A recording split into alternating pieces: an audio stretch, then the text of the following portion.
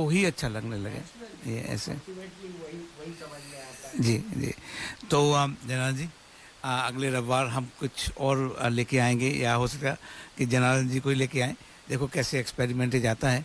धन्यवाद जनार्दन जी आपके समय के लिए आज। धन्यवाद श्रोताओं, और बहुत ही अच्छा लगा आप लोग से जुड़ने के लिए। और मैं लिंक भेज दूंगा दामोदर जो प्रोग्राम के लिए, उसमें आप जुड़ सकते हैं। Hare Krishna. Thanks to Darpan Radio, and thanks to all the presenters. Thanks to Gupta ji. Thanks to all the members here. Hare Krishna. हरे कृष्णा।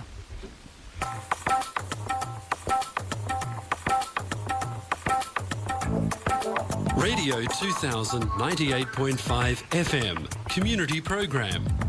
सामाजिक हिंदी कार्यक्रम दर्पण आकाशवाणी 2098.5 FM।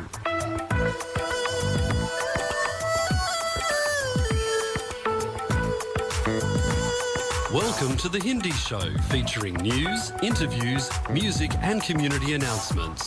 स्वागत है दर्पण हिंदी कार्यक्रम में।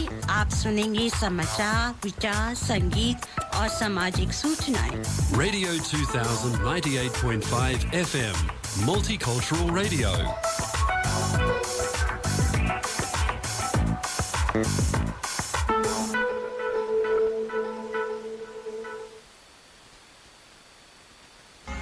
आज रविवार युगाब्द 5126, कलयुग विक्रम संवत 2082, कार्तिक महीने के कृष्ण पक्ष की षष्ठी 12 अक्टूबर 2025 है। दर्पण के सभी श्रोताओं को ऋचा श्रीवास्तव और सुनील श्रीवास्तव का सप्रेम नमस्कार। अब सुनिए इस सप्ताह के समाचार। मुख्य समाचार इस प्रकार हैं। साहित्य सृजन को बढ़ावा देगी यह पहल, प्रसून जोशी। पीएम मोदी देश के किसानों को देंगे बड़ी सौगात, पीएम धन धान्य कृषि योजना की करेंगे शुभारंभ। साहित्य सृजन सम्मान पीयूष मिश्रा, शकील आजमी समेत इन लेखकों को मिलेगा बेस्ट सेलर की श्रेणी में पुरस्कार। प्रशांत किशोर से टिकट मांगने पहुंची भोजपुरी स्टार पवन सिंह की पत्नी ज्योति, इस सीट से लड़ सकती हैं चुनाव। गिल ने किया पूरा शतक, स्टेडियम में बजी जमकर तालियां। अब सुनिए समाचार विस्तार से।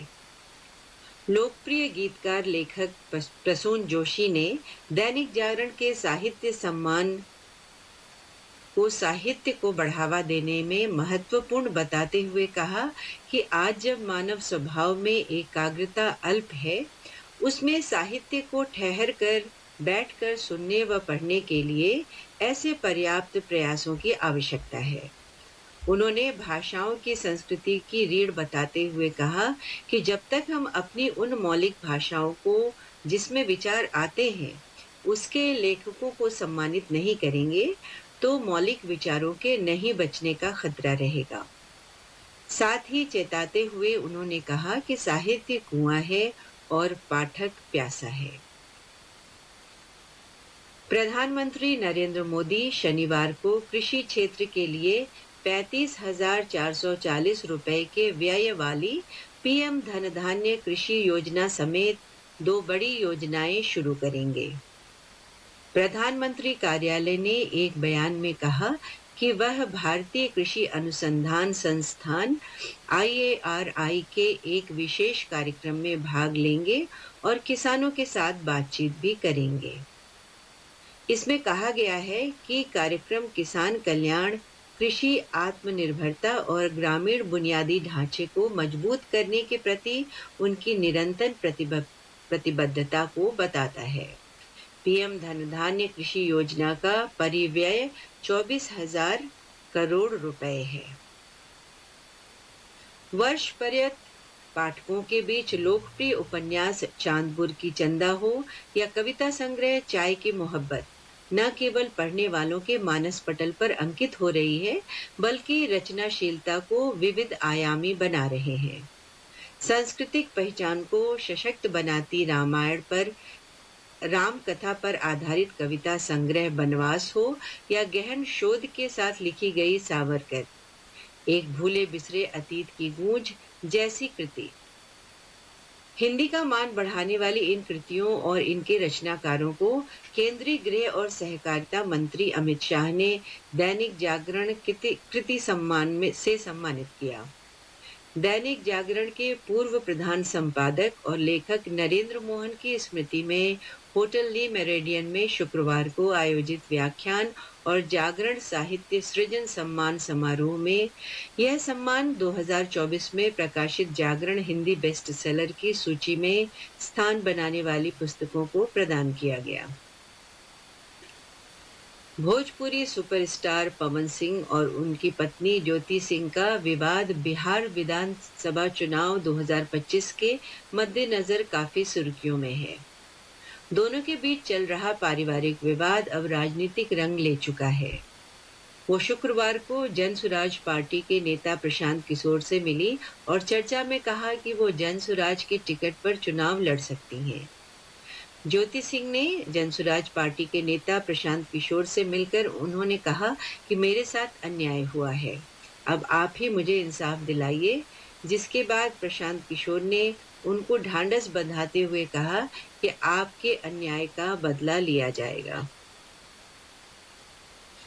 भारत और वेस्टइंडीज के बीच यहां के अरुण जेटली स्टेडियम में खेले जा रहे दूसरे टेस्ट मैच का आज दूसरा दिन है। पहला दिन भारत के नाम रहा और यशस्वी जायसवाल 173 रन बनाकर नाबाद लौटे। पहले दिन का खेल खत्म होने तक भारत के 2 विकेट के नुकसान पर 318 रन बनाए। यशस्वी के साथ कप्तान गिल 20 रन बनाकर नाबाद रहे। गिल ने 130वें ओवर की 5वीं गेंद पर 1 रन लेकर अपना शतक पूरा कर लिया है। ये गिल का टेस्ट में 10वां शतक है। वहीं इस मैच में भारत की तरफ से लगाया गया दूसरा शतक है। अब सुनिए वाणिज्य समाचार। इस सप्ताह दिल्ली सर्राफा बाजार बंद होने तक स्टैंडर्ड सोने का भाव रहा 124.410 रुपए प्रति 10 ग्राम। यूएस डॉलर की विनिमय दर थी 88 रुपए 73 पैसे और ऑस्ट्रेलियन डॉलर 57 रुपए 47 पैसे। इसी के साथ आज के समाचार समाप्त हुए।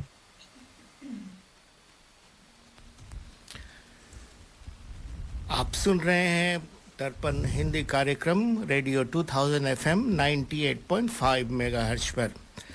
आज आपके साथ स्टूडियो में हैं ऋचा श्रीवास्तव और सुनील श्रीवास्तव। आज हम कुछ गेस्ट से मिलवाएंगे। एक हैं श्रीमती शोभना शर्मा फ्रॉम आनंद शक्ति सेंटर और श्रीमती श्री संसारे फ्रॉम हिंदू काउंसिल। आज का प्रोग्राम शुरू करने के पहले सुनते हैं ऋचा जी से आज का विचार। नमस्कार श्रोताओं, जैसा कि सुनील जी ने बताया कि आज हमारे मेहमानों में शोभना शर्मा जी हैं, स्टूडियो में आई हुई, उनसे बातचीत करेंगे और श्री संसारी जी से बात करेंगे। आज का टॉपिक जो है वो त्योहारों का ही है। बहुत सुंदर बातें जो है हम हरे कृष्णा के माध्यम से सुन रहे थे। दामोदर कथा जिसमें बहुत ख़ास थी मेरे लिए, और दामोदर मंथ चल रहा है। अभी हमने नवरात्रि बिताई, दशहरा मनाया धूमधाम से, और अब बारी है दीपावली की। तो इन त्योहारों के बीच में तो त्योहारों की बातें करना बनता है। आपने मेहमान से शोभना जी से अभी आपको मिलाएंगे, उनके बारे में बताएंगे, लेकिन वो एक मोटिवेशनल स्पीकर हैं, तो मुझे लगा आज का विचार भी उन्हीं से सुनना चाहिए। तो आइए शोभना जी से सुनते हैं आज का विचार। नमस्कार आप सभी को, मैं हूँ शोभना शर्मा आनंद शक्ति सेंटर से, और आज का विचार मैं शुरू करना चाहती हूँ आप लोगों से कि दिवाली जैसे आने वाली है ना, तो बहुत सारे लोग अपना आंगन को, अपने घर का सफाई में लगे हैं। तो सबसे पहले मैं आपसे ये कहना चाहती हूँ कि अगर आपको कुछ साफ़ करनी है तो सबसे पहले अपने मन को साफ़ करिए, अपने सोच को साफ़ करिए, अपने वाणी को साफ़ करिए, उसके बाद आप अपने घर को साफ़ करिए। क्योंकि घर अगर चमकता हो और दिल में कपट भरा रहा हो तो उसका कोई मतलब नहीं होता। दिवाली का असली महत्व क्या है ये भी सोचना ज़रूरी है कि हम जाके सुंदर सुंदर कपड़े खरीद लेते हैं और घर का साफ सफाई कर देते हैं, लेकिन जब तक हम अपने अंदर के मंदिर को साफ नहीं कर पाते, जब तक हम उसके ऊपर फोकस नहीं करते, तो फिर दिवाली का महत्व ही नहीं रहती। यह है आज की विचार कि सबसे पहले आप अपने आप को शुद्ध कीजिए, अपने मन को साफ कीजिए, अपने वाणी को साफ कीजिए, फिर आप अपने घर के ऊपर फोकस करिए। और ये कहावत भी है शोभना जी, मन चंगा तो कठौती में गंगा। आइए सुनते हैं एक भजन राम जी का। जय जय राम कृष्ण हरे, जय जय राम कृष्ण हरे, जय जय राम कृष्ण हरे, जय जय राम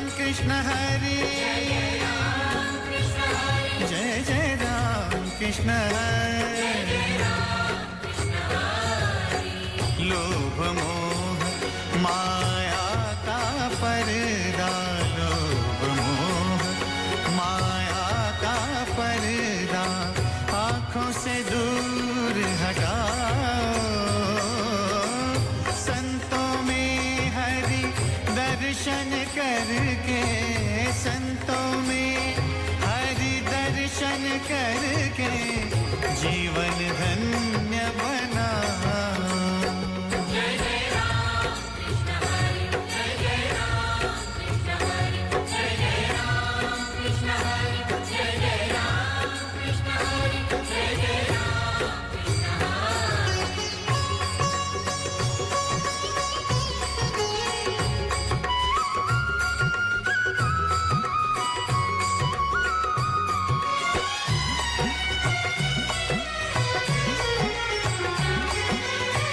कहते हैं जब जब धरती पर बढ़ता अत्याचार,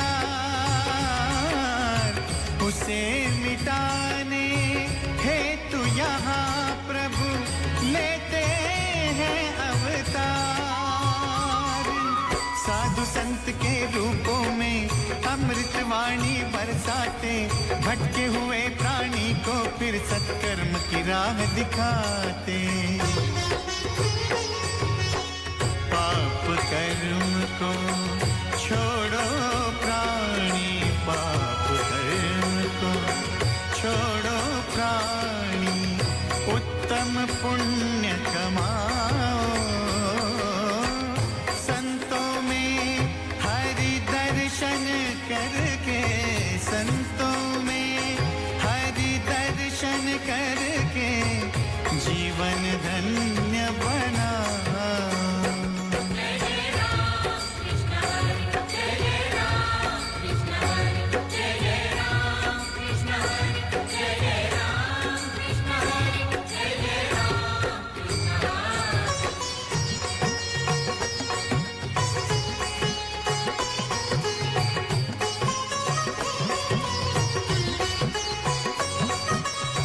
पंच तत्व से जन्म तुम्हारा, पंच तत्व में अंत, पंचभूत के कण कण में है दयावंत भगवंत। हरि पाठ कर पूजन कर हरि जीवन हो जाए, कृपा मिले तुझे परमेश्वर की भवसागर तर जाए। फिर न मिलेगा ये मानुष तन, फिर न मिलेगा ये मानुष तन, व्यर्थ न इसे गवाओ। संतों में हरि दर्शन करके, संतों में हरि दर्शन करके जीवन धन्य बना।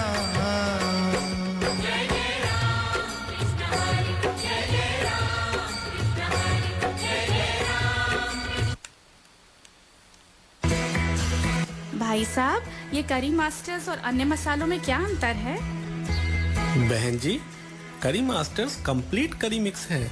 इसमें अनियन, गार्लिक, जिंजर, टमाटर, नमक, मिर्च, हल्दी, धनिया व सभी मसाले मिले हुए आते हैं। ये बनाने में बहुत ही आसान और खाने में लाजवाब है। It's so easy.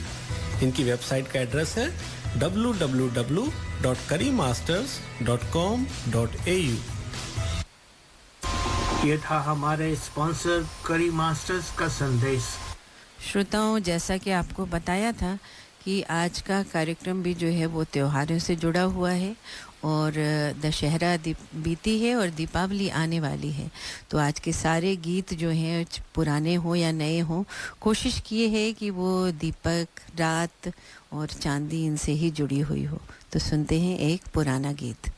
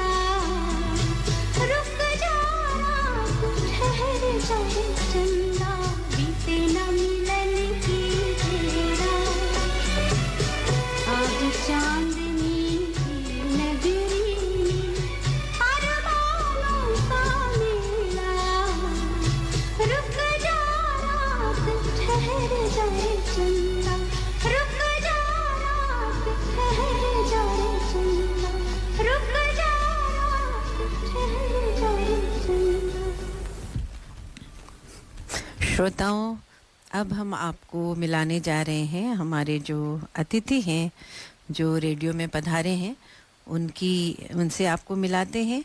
शोभना जी, आपका दर्पण रेडियो पे बहुत बहुत स्वागत है। नमस्कार। नमस्कार जी। आप पहली बार हमारे रेडियो पर आई हैं, आपका बहुत बहुत स्वागत है। श्रोताओं, आपको बता दें कि शोभना जी जो हैं वो एक लाइफ कोच हैं और शोभना जी आनंद शक्ति सेंटर की संस्थापक हैं। उसकी संस्थापना उन्होंने की है ये एक सर्टिफाइड सर्टिफाइड लाइफ कोच हैं, मेडिटेशन थेरेपिस्ट हैं और होलिस्टिक काउंसलर हैं, पैशन फॉर राजयोग मेडिटेशन। तो बहुत सारे गुण हैं इनमें और बहुत सारी लाइफ स्किल की ये प्रैक्टिस करती हैं। तो आइए इनके मुंह से ही, इनकी ज़बानी सुनते हैं इनका परिचय और आपको मिलाते हैं शोभना जी से। तो शोभना जी, आप अपने बारे में श्रोताओं को बताइए, आनंद शक्ति सेंटर के बारे में बताइए। देखिए, आनंद शक्ति सेंटर एक कॉन्सेप्ट थी, क्योंकि ये इसका जन्म हुआ मेरे एक पैशन से। और मेरा पैशन था कि मैं लोगों को अपने जो संदेश मैं लोगों तक कैसे पहुंचा सकूं। सबसे पहले तो ये था जी। और दूसरी चीज़ ये थी कि मैंने अपने आप से पूछा कि आखिर मैं इस धरती पे क्यों आई हूँ, भगवान ने मुझे यहाँ क्यों भेजा है। What is the true purpose of my being sent to earth? तो ये सोच कब आई आपके दिमाग में? ये देखो, लोग कहते हैं ना कि जैसे एक बिजली दिमाग में आती चमकती शायद है। ऐसा ही मुझे कुछ करंट लगा होगा। मैं जैसे आपको पता है, मैं इंडिया भारत बहुत जाती हूँ, मैं बहुत तीर्थ यात्रों पे गई हूँ जी। और मुझे ऐसा लगा कि भगवान मास्टर प्लानर होता है जी। और जब तक भगवान की इच्छा नहीं होती हम एक पत्ता भी नहीं हिला सकते। ये तो शायद सबने सुना होगा जी। तो मैंने सोचा कि मेरे जीने का मकसद क्या है, what is the true purpose of my being जी। तो मुझे एक अवेकनिंग, मान लो एक अवेकनिंग हुई और ऐसे ऐसे इंसिडेंट्स मेरे साथ तीर्थ यात्रों में भी हुई। ऐसे ऐसे साधुओं से मेरी मुलाकात भगवान ने करवाई, जिन्होंने मुझे जो ज्ञान दिया, उस ज्ञान को लेके अगर मैं चुप बैठती तो that would be a very stupid thing for me to do। क्योंकि जब कोई गुरु आपको ज्ञान देता है, उस ज्ञान को बांटना चाहिए जी। तो मैंने सोचा कि चलो हम ये जो भगवान ने मुझे एक प्रसाद दिया है, इसको मैं कैसे बांटूं। जी। तो फिर मैंने मेरे एक गुरुजी है, वैसे तो मेरे बहुत सारे गुरुओं से मेरी गुरुज है, और एक मेरे गुरुजी सोमनाथ में थे, उनका तो अब वो इस दुनिया में नहीं रहे। आप नाम ले सकती हैं अपने गुरुजी का, ताकि श्रोता भी जान सके। हम तो उनको गुरुजी ही बोलते थे, पर गुरु कश्यप से जाने जाते थे वो जी। वो सोमनाथ मंदिर में बहुत सालों उन्होंने काम किया। एंड वो मेरे लिए इतने इम्पोर्टेंट क्यों थे, क्योंकि जैसे मैंने कहा ना, मैंने बहुत साधुओं से मेरी मुलाकात हुई जी। लेकिन उनका जो सिंप्लिसिटी थी, एक छोटे से कमरे में वो रहते थे और इतने सारे लोग उनको मिलने जाते थे जी। तो there are different categories of gurus as well these days, there are different categories of sadhus these days। तो मेरा कनेक्शन गुरुजी से हुआ और उन्होंने मुझे बोला कि जिस काम के लिए बेटी, आप जिस काम के लिए आई हो, उस काम के लिए आप तैयार हो जाओ। अच्छा। तो मैं अपने ह्यूमन फॉर्म में, अपने ह्यूमन ब्रेन को लेके मैं वहाँ क्या समझती कि तू सबका दिल जीत सकती है, तू बहुत की मदद कर सकती है। मैंने बोला गुरुजी आप क्या बोल रहे हैं मैं तो एक शून्य इंसान हूँ, मैं एक साधारण इंसान हूँ, I am just an average person doing you know living my everyday life. लेकिन उनकी बातें मुझे बहुत बाद में समझ में आई कि वो क्या मुझे समझाने की कोशिश कर रहे थे उस टाइम। तो फिर ये आनंद शक्ति सेंटर, ये नाम उन्हीं ने ही मुझे दिया है। अच्छा। हाँ, तो क्योंकि मैं शिव शक्ति में बहुत सारे नेम्स सोच रही थी, लेकिन इस अपने शरीर छोड़ने से पहले उन्होंने मुझे एक वीडियो भेजा और बोला कि बेटा आप सेंटर शुरू करो और उसका नाम आनंद शक्ति सेंटर रखना। तो तब वहाँ से जर्नी शुरू। तो जर्नी वहाँ से शुरू हुई। अभी तो मतलब सिर्फ ऑनलाइन है and organically I think about 40,000 followers हो गए हैं, which I am very very happy about, क्योंकि मेरा मकसद फॉलोअर्स बढ़ाना नहीं है जी। मेरा मकसद है कि मेरा जो संदेश है वो सही इंसान तक पहुँचे जी। और ऐसे बहुत सारे लोगों ने ऑलरेडी मुझे कांटेक्ट किया है जो बहुत बुरी परिस्थिति से गुजर रहे हैं, जिनका मैं मदद कर पाई हूँ, जिनका मैंने ज़िंदगी में इम्प्रूवमेंट में ला पाई हूँ। तो मुझे ऐसा लग रहा है कि दिस इज़ माय कॉलिंग, कि गुरुजी मुझे यही समझा रहे थे और अब मैं अपने फुल फॉर्म में आ गई हूँ जहाँ मैं ये कर सकती हूँ। तो अब मेरा नेक्स्ट स्टेप होगा कि मैं एक सेंटर खोलूँ, फिज़िकल सेंटर जहाँ लोग भी आ सकते हैं, पेड सर्विसेज भी है, 1-on-1 कंसल्टेशन भी है, क्योंकि मैं एक सर्टिफाइड होलिस्टिक काउंसलर हूँ। I am a practitioner of holistic counselling.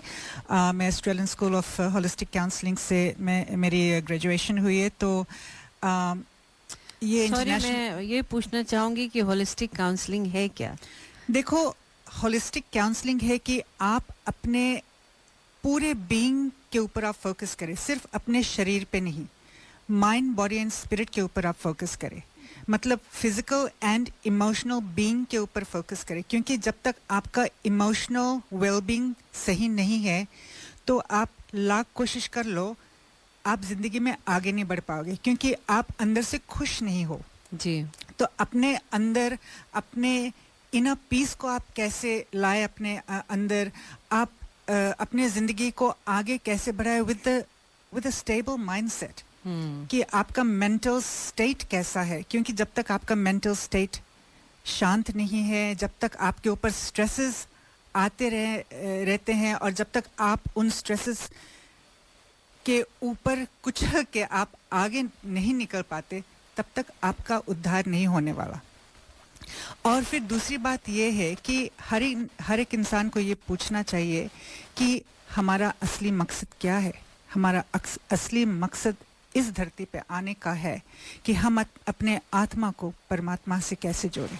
जी। तो आनंद शक्ति centre hopefully will be doing that for people, where I will be teaching people through workshops, retreats, spiritual healing, meditation, कि हम अपने आत्मा के ऊपर कैसे फोकस करें थ्रू मेडिटेशन, थ्रू राज योगा, और हम इस आत्मा को परमात्मा से कैसे जोड़ें। बहुत सुंदर बात और बहुत ही ग्रैंड इंट्रोडक्शन, बहुत अच्छा लगा शोभना जी। चलिए एक और गीत सुनते हैं और उसके बाद जो है हम अपनी चर्चा को आगे बढ़ाएंगे। श्रोतागण, आपके पास कोई सवाल हो शोभना जी के लिए तो आप पूछ सकते हैं, हम कोशिश करेंगे कि उसका जवाब दे वो। आइए सुनते हैं ये गीत।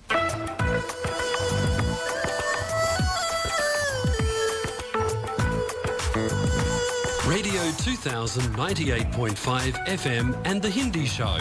आप सुन रहे हैं दर्पण हिंदी कार्यक्रम 98.5 FM पर। ऑस्ट्रेलिया में रहते हुए भारत में माँ बाप की चिंता, कहीं दवाई समय पर मिली या नहीं, किसी ने खाना खिलाया या नहीं, ये चिंता हर प्रवासी भारतीय की होती है। अब है समाधान, ओम सोर्ग एल्डर एंड डिसेबिलिटी केयर। हम ऑस्ट्रेलिया में पिछले 3.5 सालों से इंडियाज रजिस्टर्ड कंपनी चला रहे हैं और अब भारत में भी हमारी खुद की शाखाएं हैं। दिल्ली, NCR, चंडीगढ़, देहरादून, लखनऊ और जम्मू में भरोसेमंद होम केयर सेवा। और अगर कुछ भी ठीक ना लगे तो आप हमें सीधे ऑस्ट्रेलिया में संपर्क कर सकते हैं। भारत में संपर्क करें अंकित से 8448-381-360 और ऑस्ट्रेलिया में शिवानी से 0470-631-801। ओम सोर्ग, जब देखभाल भरोसे से हो। ये था हमारे स्पॉन्सर्स का संदेश।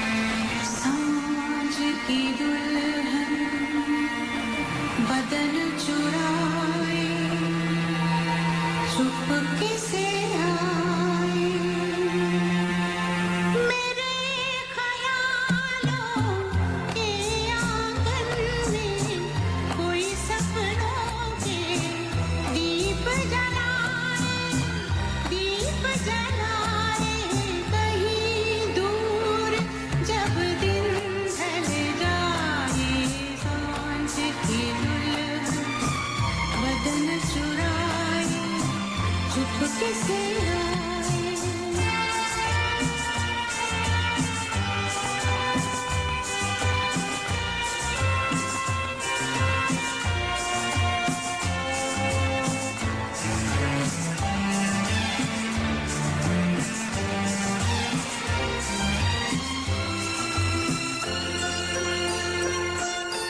कभी यूं ही जब हुई बोझल सांसें भर आई बैठे बैठे जब यूं ही आंखें कभी मचल के प्यार से चल के छुए कोई मुझे पर नजर ना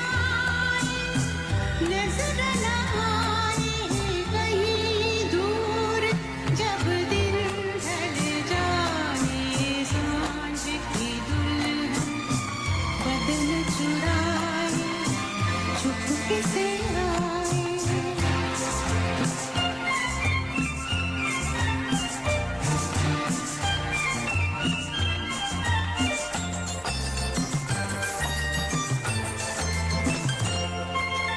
कहीं तो ये दिल कभी मिल नहीं पाते कहीं पे निकल आए जन्म के नाते घनी थी उलझन मेरी अपना मन अपना ही होके सहे दर्द पर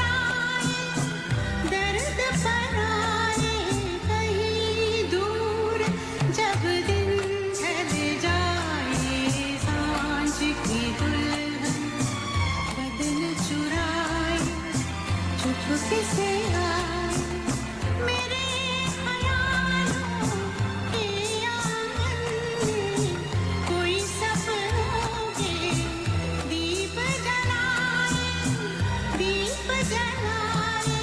कहीं दूर जब दिन ढल जाए सांझ की दुल्हन बदन चुराए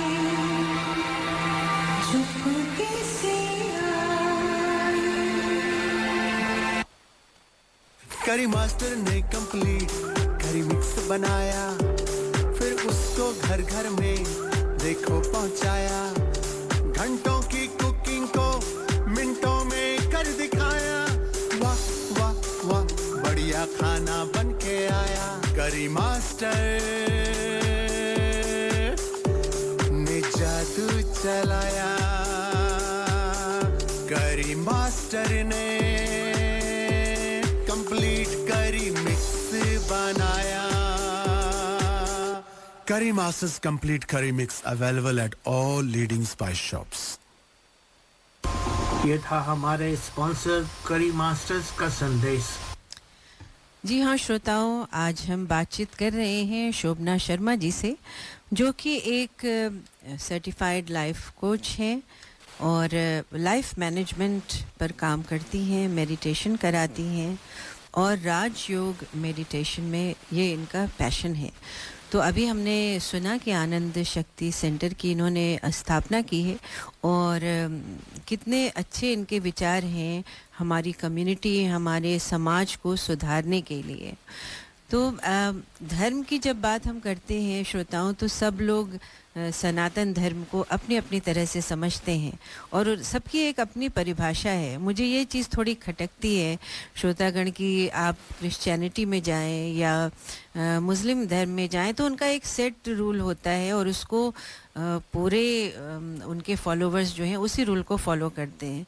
लेकिन हमारा जो हिंदू धर्म है या सनातन धर्म है उसमें सब लोग अपनी अपनी एक धारणा बना लेते हैं और अपने अपने तरह से समझते हैं। तो आइए पूछते हैं शोभना जी से कि शोभना जी, आपकी नज़र में सनातन धर्म क्या है सही रूप में? सबसे पहले ऋचा जी मैं बता दूं कि ये मेरे विचार हैं और मेरे विचार ऐसा ज़रूरी नहीं है कि सामने वाले के विचार से मिले। जी, these are my thoughts, these are my perceptions। तो बात जब हम सनातन धर्म की करते हैं ना जी, तो सबसे पहले हम रिलीजन के बारे में बात करते हैं। रिलीजन क्या है जी, What is the true essence of religion? क्या रिलीजन का मतलब है हिंदुइज्म, क्रिश्चियनिटी, इस्लाम, जुडाइज्म? असली हमारा जो रिलीजन है वो क्या है? जी। तो मेरे ख्याल से ट्रू रिलीजन इज ह्यूमैनिटी, इंसानियत। बहुत अच्छी बात। क्योंकि हम जब पैदा होते हैं ना, तो हम अपने माथे पे कोई लेबल लगा के नहीं आते कि हम हिंदू है या क्रिश्चियन है या मुस्लिम है। हम ये लेबल, ये स्टैम्प अपने माथे पे नहीं लगा के भगवान हमको भेजते हैं। जी। लेकिन जिस घर में हमारी जन्म होती है, जिस घर में जो भी रिलीजन प्रैक्टिस किया जा रहा है, उस रिलीजन को मानना और उसको फॉलो करना फिर हमारी धर्म बन जाती है। तो सनातन धर्म फिर क्या है? देखिए, सनातन धर्म रिलीजन से अलग है। हमारे जो जिसको हम पूछते, जिस भगवान को मानते, उससे अलग है, क्योंकि Sanatan Dharma is a way of life. जी। हम किस सिद्धांतों के मुताबिक हम जी रहे हैं, ये सनातन धर्म है। और देखा जाए तो हम प्रकृति के साथ, प्राणियों के साथ और परमात्मा को जोड़ के हम कैसे अपने जीवन को जिए, ये मेरे विचारों में सनातन धर्म का असली मूल तत्व है। जी, बहुत सही। जैसे बोलते हैं ना, हिंदी में हमारे ग्रंथों में लिखा है कि वसुदेव कुटुंब, अर्थात पूरी दुनिया एक परिवार होनी चाहिए। जी। यही तो इंसानियत है। जी, सबसे बड़ा धर्म यही है। तो अगर आप सनातन धर्म की बात करें, तो आप अपने जीवन को आपकी कॉन्शियंस, आपकी मोरालिटी, आपकी एथिक्स के अनुसार आप कैसे जी रहे हैं। कहा जाता है कि ना किसी का बुरा सोचो, ना किसी का बुरा करो और ना किसी को बुरा बोलो। जी। ये होती है सनातन धर्म मेरे अनुसार। जी, थैंक यू। बहुत अच्छी बात आपने कही कि जैसा कि हमने बताया कि हमारा धर्म जो है वो इतना लिबरल है कि वो हर विचार को एकोमोडेट करता है, और सबसे बड़ा धर्म जो है वो मानवता का धर्म है। मैं भी इस बात से सहमत हूँ, और सनातन धर्म आपके लिए ये सबसे बड़ी बात है, तो धन्यवाद।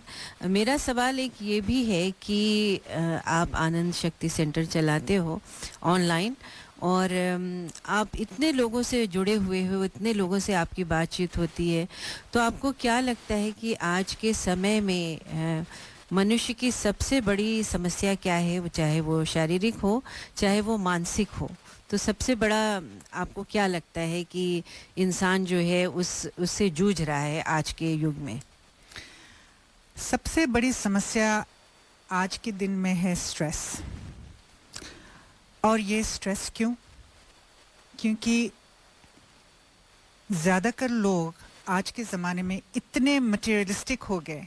जी। वो इस संसार को सच मानने लगे, जबकि सच ये है कि ये जो भी ये सांसारिक जीवन हमारी है, ये सिर्फ एक माया है और कुछ नहीं। जी। हम ज़रूर इस संसार में जी रहे हैं, लेकिन हम यहाँ क्यों आए हैं? हम यहाँ घर बनाने के लिए, गाड़ी खरीदने के लिए, एक दूसरे से कॉम्पीट करने के लिए भगवान ने हमको नहीं भेजा है। जी। ये तो हमारी एक मटेरियलिस्टिक चॉइस है, क्योंकि इट्स फ्री विल कि आप अपने लाइफ को जिस तरह से जीना चाहते हो आप जी सकते हो। लेकिन हमारा मूल कारण क्या है आने के लिए? मैं बार बार उसी पॉइंट पे जा रही हूँ कि भगवान ने हमको इस धरती पे क्यों भेजा। तो अगर आप अपने लाइफ को अभी देख रहे हो, कितने सारे केसेस मेरे पास आते हैं जहां लोग बोलते हैं कि मैं इतना मेहनत करती हूँ, मैं ये करती हूँ, वो करती हूँ, या ये करता हूँ, वो करता हूँ, लेकिन मैं खुश नहीं हूँ। आप खुश कैसे हो सकते हो? क्योंकि खुशी के पीछे आप जितना भागोगे, खुशी आपसे उतना दूर और भागेगी। अच्छा। And the reason for that is क्योंकि आप बाहर खुशी कभी पा नहीं सकते, क्योंकि खुशी आपकी अंदर होती है। जी। And for that you have to go within yourself. इसी को बोलते हैं स्पिरिचुअल जर्नी। जब तक आप अपने अंदर नहीं झांकोगे, जब तक आप अपने अंदर के ऊपर काम नहीं करोगे, जब तक आप मेडिटेट नहीं करोगे, जब तक आप कनेक्ट नहीं करना शुरू करोगे, तब तक आपको शांति कैसे मिलेगी? और जब तक आपका मन, आपकी आत्मा शांत नहीं है, तो आप फिर ऑब्वियसली स्ट्रेस रहोगे, दुखी रहोगे। और दुख का डेफिनेशन क्या है? लोग बोलते हैं अरे हम भगवान का इतना प्रार्थना करते हैं, भगवान तो हमारा एक नहीं सुनता। जी, कितने सारे लोग ऐसा बोलते हैं ना कि हमने तो किसी का कुछ बुरा नहीं किया, और या तो लोग बड़े बड़े मकानों में रहते हैं, महलों में रहते हैं, लेकिन फिर भी वहाँ कोई शांति नहीं, because people are so disconnected. And who are they disconnected with? They are disconnected with themselves. अपने आत्मा से वो डिस्कनेक्टेड है, इसीलिए वो इतने दुखी है। तो अपनी अपनी आत्मा की बात नहीं सुन रहे हैं।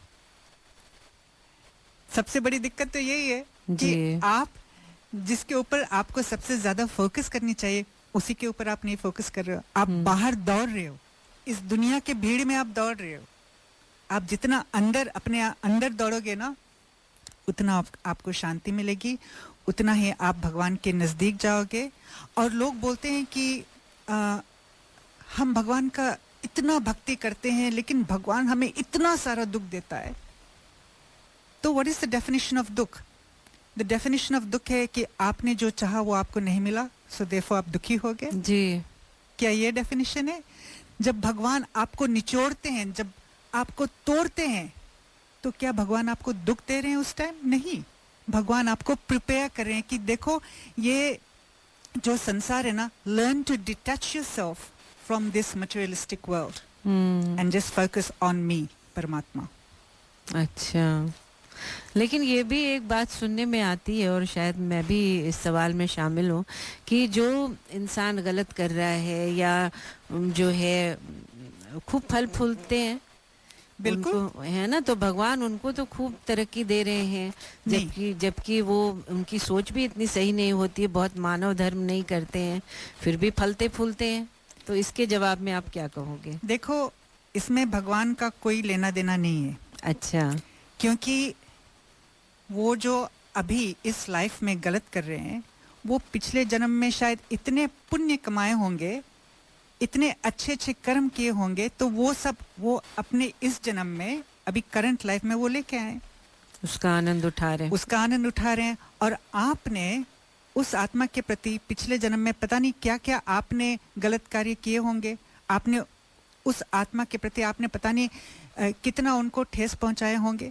तो आप इस जन्म में भुगत रहे हो, झेलना तो पड़ेगा, क्योंकि वी ऑल कम विथ ए कार्मिक बैगेज। जब तक हमारा ये जो कार्मिक साइकिल पूरी नहीं होती, तब तक हमको झेलना पड़ता है। आप लाख भगवान के सामने सर पटक दोगे, लेकिन जब तक आपका कार्मिक ऋण उस आत्मा के प्रति नहीं खत्म होती, तब तक आपको झेलना पड़ेगा, सो कॉल्ड दुख आपको सहना पड़ेगा, तब तक जब तक वो खत्म नहीं होती। तो फिर पूजा का क्या फायदा? पूजा का ये है कि जब दुख झेलना ही है, अपने कर्म को पूरे करने ही है, तो फिर क्यों करें ये सब? तो फिर बात यही हो जाती कि आप पूजा क्यों कर रहे हो? अपने स्वार्थी रीजन से पूजा कर रहे हो या निस्वार्थ भाव से आप पूजा कर रहे हो?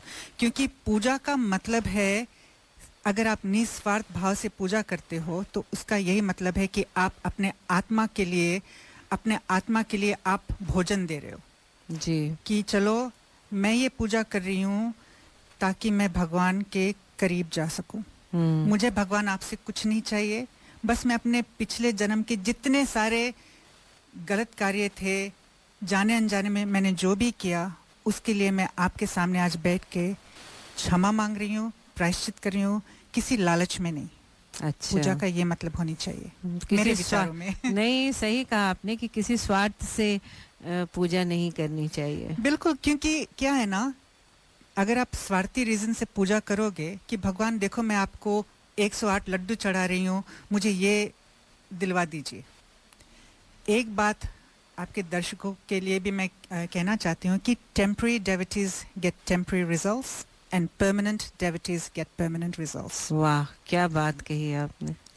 लेकिन इंसान जो एक साधारण मनुष्य होता है, और मैं अपनी बात करूंगी, पूजा पाठ करती हूँ मैं, लेकिन जरूर भगवान से बोलती तो हूँ कि भगवान जी ये काम मेरा हो जाए। तो बोलना बंद कीजिए। अच्छा, अपने आप को टोटल समर्पण कर दीजिए भगवान के सामने। बोलो कि भगवान, मैं यहाँ बैठी हूँ आपके सामने सिर्फ निस्वार्थ भक्ति करने के लिए। आपको जो मुझे देना है या मुझसे लेना है वो आपकी मर्जी। You are the master planner. आपको मेरी जिंदगी का सब कुछ पता है, मेरे लिए सही क्या है गलत क्या है ये आपको पता है। ये आत्मा भी आपकी है, ये शरीर भी आपकी है, तो हम कौन है मांगने वाले भाई? वाह, क्या बात कही आपने। भगवान से कभी मांगना नहीं चाहिए, ये मेरे विचार है। नहीं, आपने उनको जो भी सोचने देना है पर वो दे- मजबूर कर दिया कि नहीं मांगना चाहिए।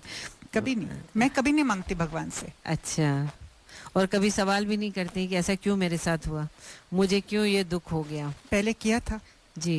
लेकिन जब से एक अवेकनिंग होती है ना, अच्छा, मैंने कहा ना कि मैं जितने तीर्थ यात्रा पे गई हूँ, वहाँ जो जो इंसिडेंट्स मेरे साथ हुए, जो जो स्पिरिचुअल अवेकनिंग मेरे साथ हुई, उससे तो मैं आज मेरे पास अगर 2 वक्त खाने की रोटी भी नहीं होगी तो मैं संतुष्ट हूँ। अच्छा, क्योंकि मुझे पता है कि जब भगवान ने मुझे यहाँ भेजा है तो मुझे ऐसे भूल नहीं जाएंगे। हम सब भगवान के बच्चे हैं।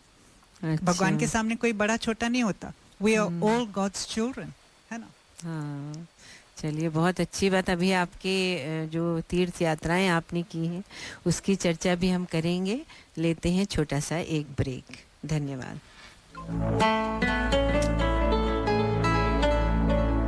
आज अगर मिलन की रात होती, जाने क्या बात होती,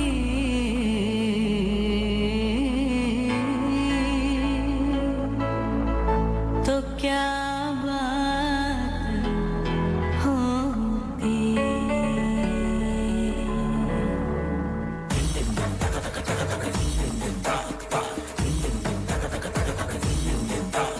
सुनते हैं जब प्यार हो तो दिए जल उठते हैं, तन में मन में और नयन में दिए जल उठते हैं।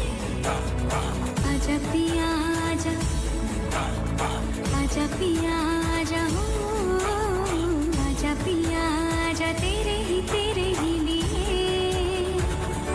जलते बितानी तेरे साए में, साए में जिंदगानी बितानी तेरे साए में, साए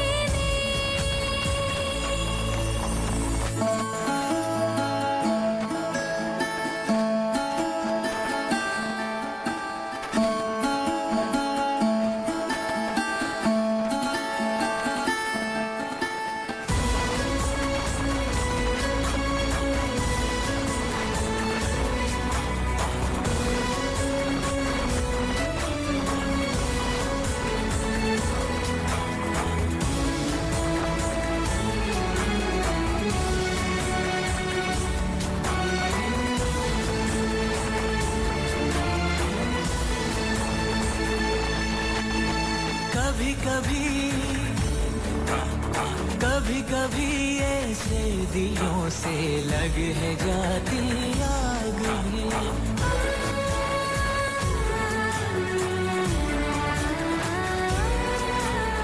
धुले धुले से आंचलों पे लग है जाते दाग भी।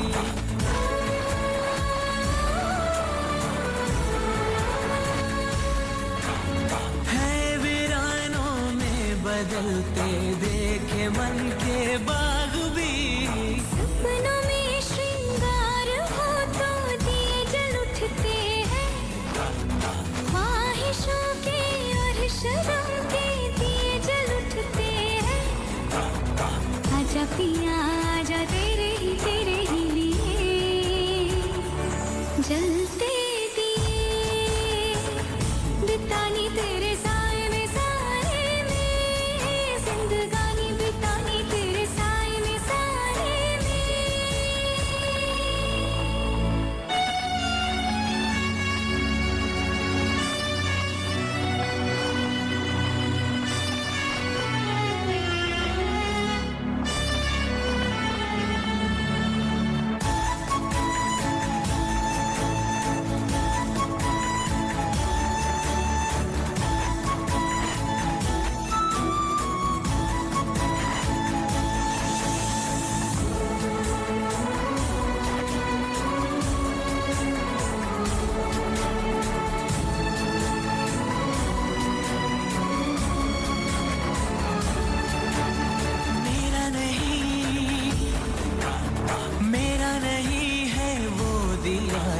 जल रहा है मेरे लिए।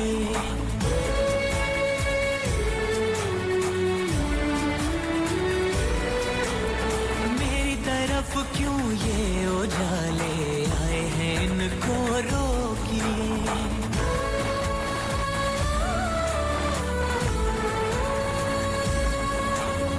यूं बेगानी रोशनी में कब तलक कोई जिए।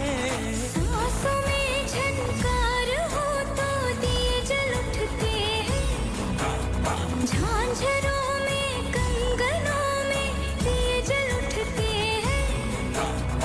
आजा पिया जलते दिए, बितानी तेरे साए में साए में, जिंदगानी बितानी तेरे साए में साए में।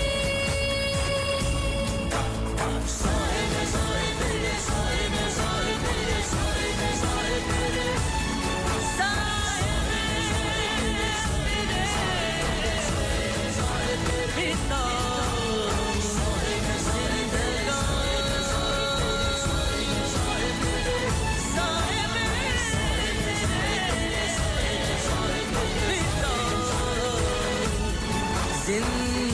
जिंदगानी।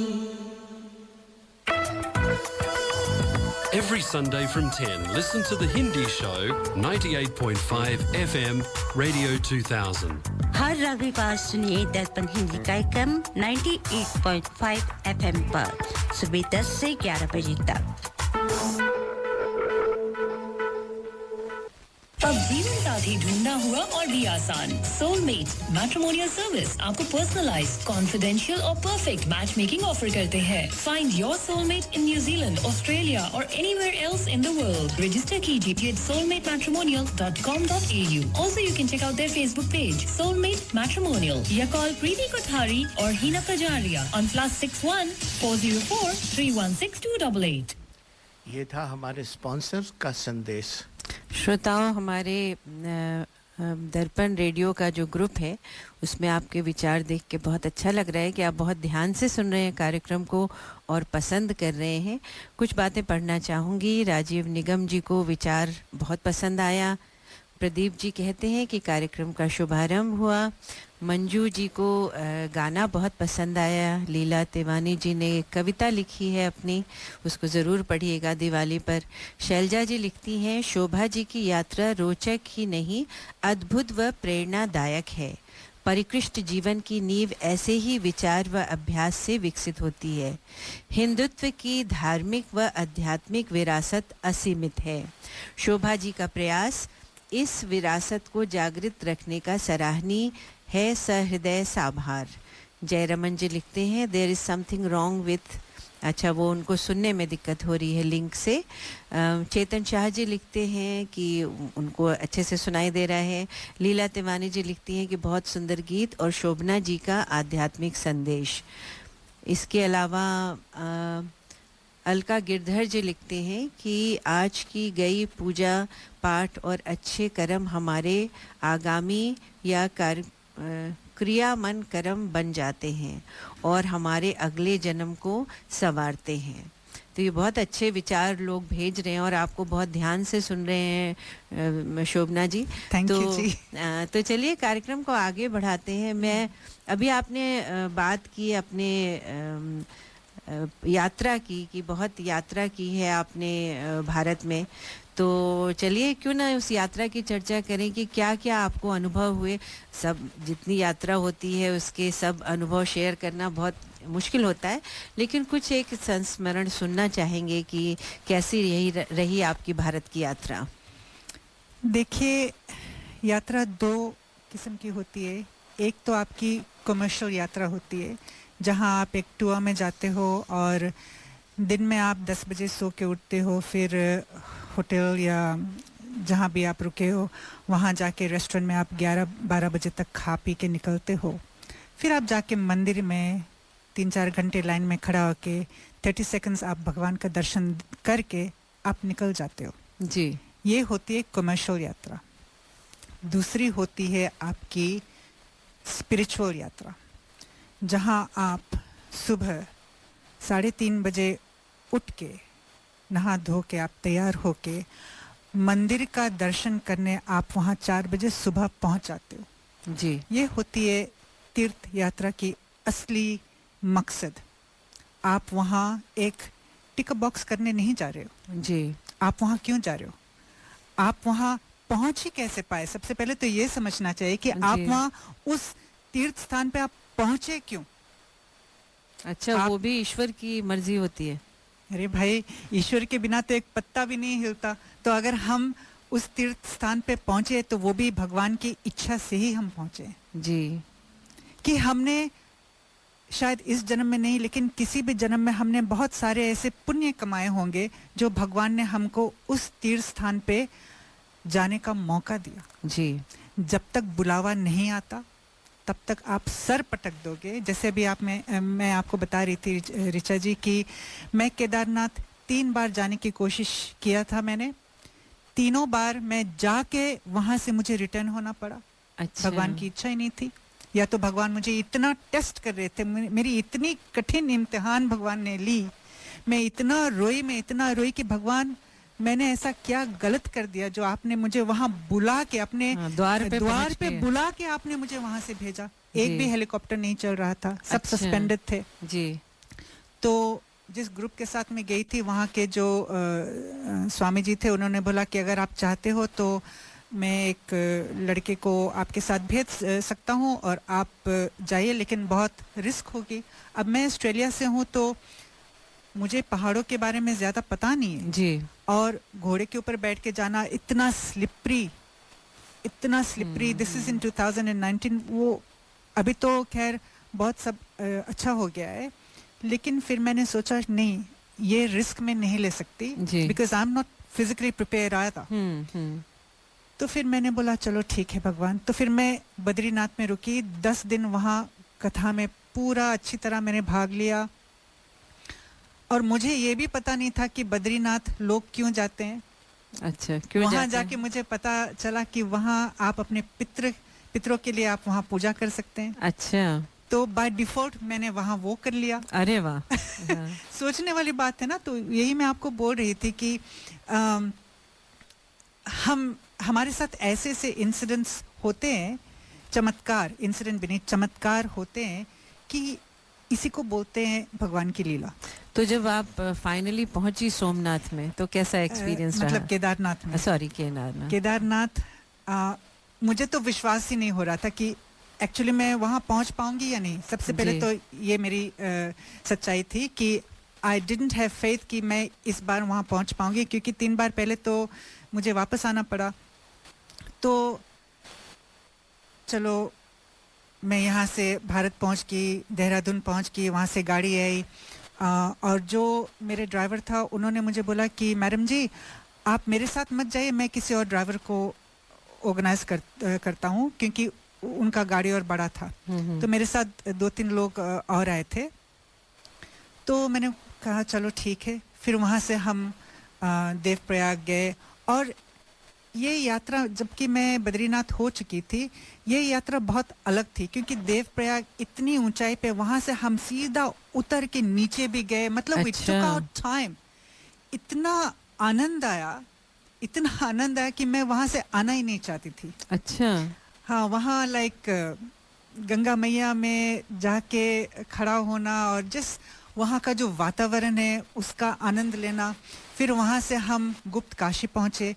अब गुप्त काशी तो हम पहुँच गए, फिर भी दिल में एक डर था कि पता नहीं हम हेलीकॉप्टर में बैठ के जा पाएंगे या नहीं, क्योंकि वहाँ क्या है ना कि हेलीकॉप्टर कोई भी टाइम सस्पेंड हो सकती है।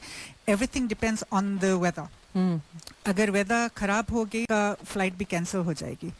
चलो हम वहाँ रात रुके। एक आश्रम में श्री विद्याधाम के एक महाराज जी हैं, वो मेरे बहुत अच्छे मित्र हैं, वो वहाँ थे, उनके आश्रम में हम रुके। फिर नेक्स्ट डे अब हमारा फ्लाइट का टाइम हुआ। सब लोग अपने सूटकेसेस, छोटे छोटे सूटकेसेस भर के या ट्रैवल बैग्स लेके गए। मैं भी अपना सूटकेस लेके गई, छोटा सा कैबिन लगेज जो होता है। जब मैं वहाँ हेलीपैड पे पहुँची, सबसे पहला ऑब्स्टिकल आई कि उन लोगों ने कहा कि नहीं, आपका बैग नहीं जा सकता। अरे हाँ, मैंने बोला लो चलो सिर्फ शुरू हो गई मैंने अपने आप से कहा। तो मैंने बोला क्यों? तो बोला कि नहीं बैग के नीचे व्हील से, तो हेलीकॉप्टर में नहीं जा सकती। अच्छा। अब वहां से हम वापस आश्रम नहीं जा सकते। हाँ। तो मैंने कहा कोई नहीं, मैंने एक दुपट्टा निकाला, बड़ा सा शॉल था, अपने सारे कपड़े उस दुपट्टे में रखे, बांध दिया, पोटली बना ली। हाँ।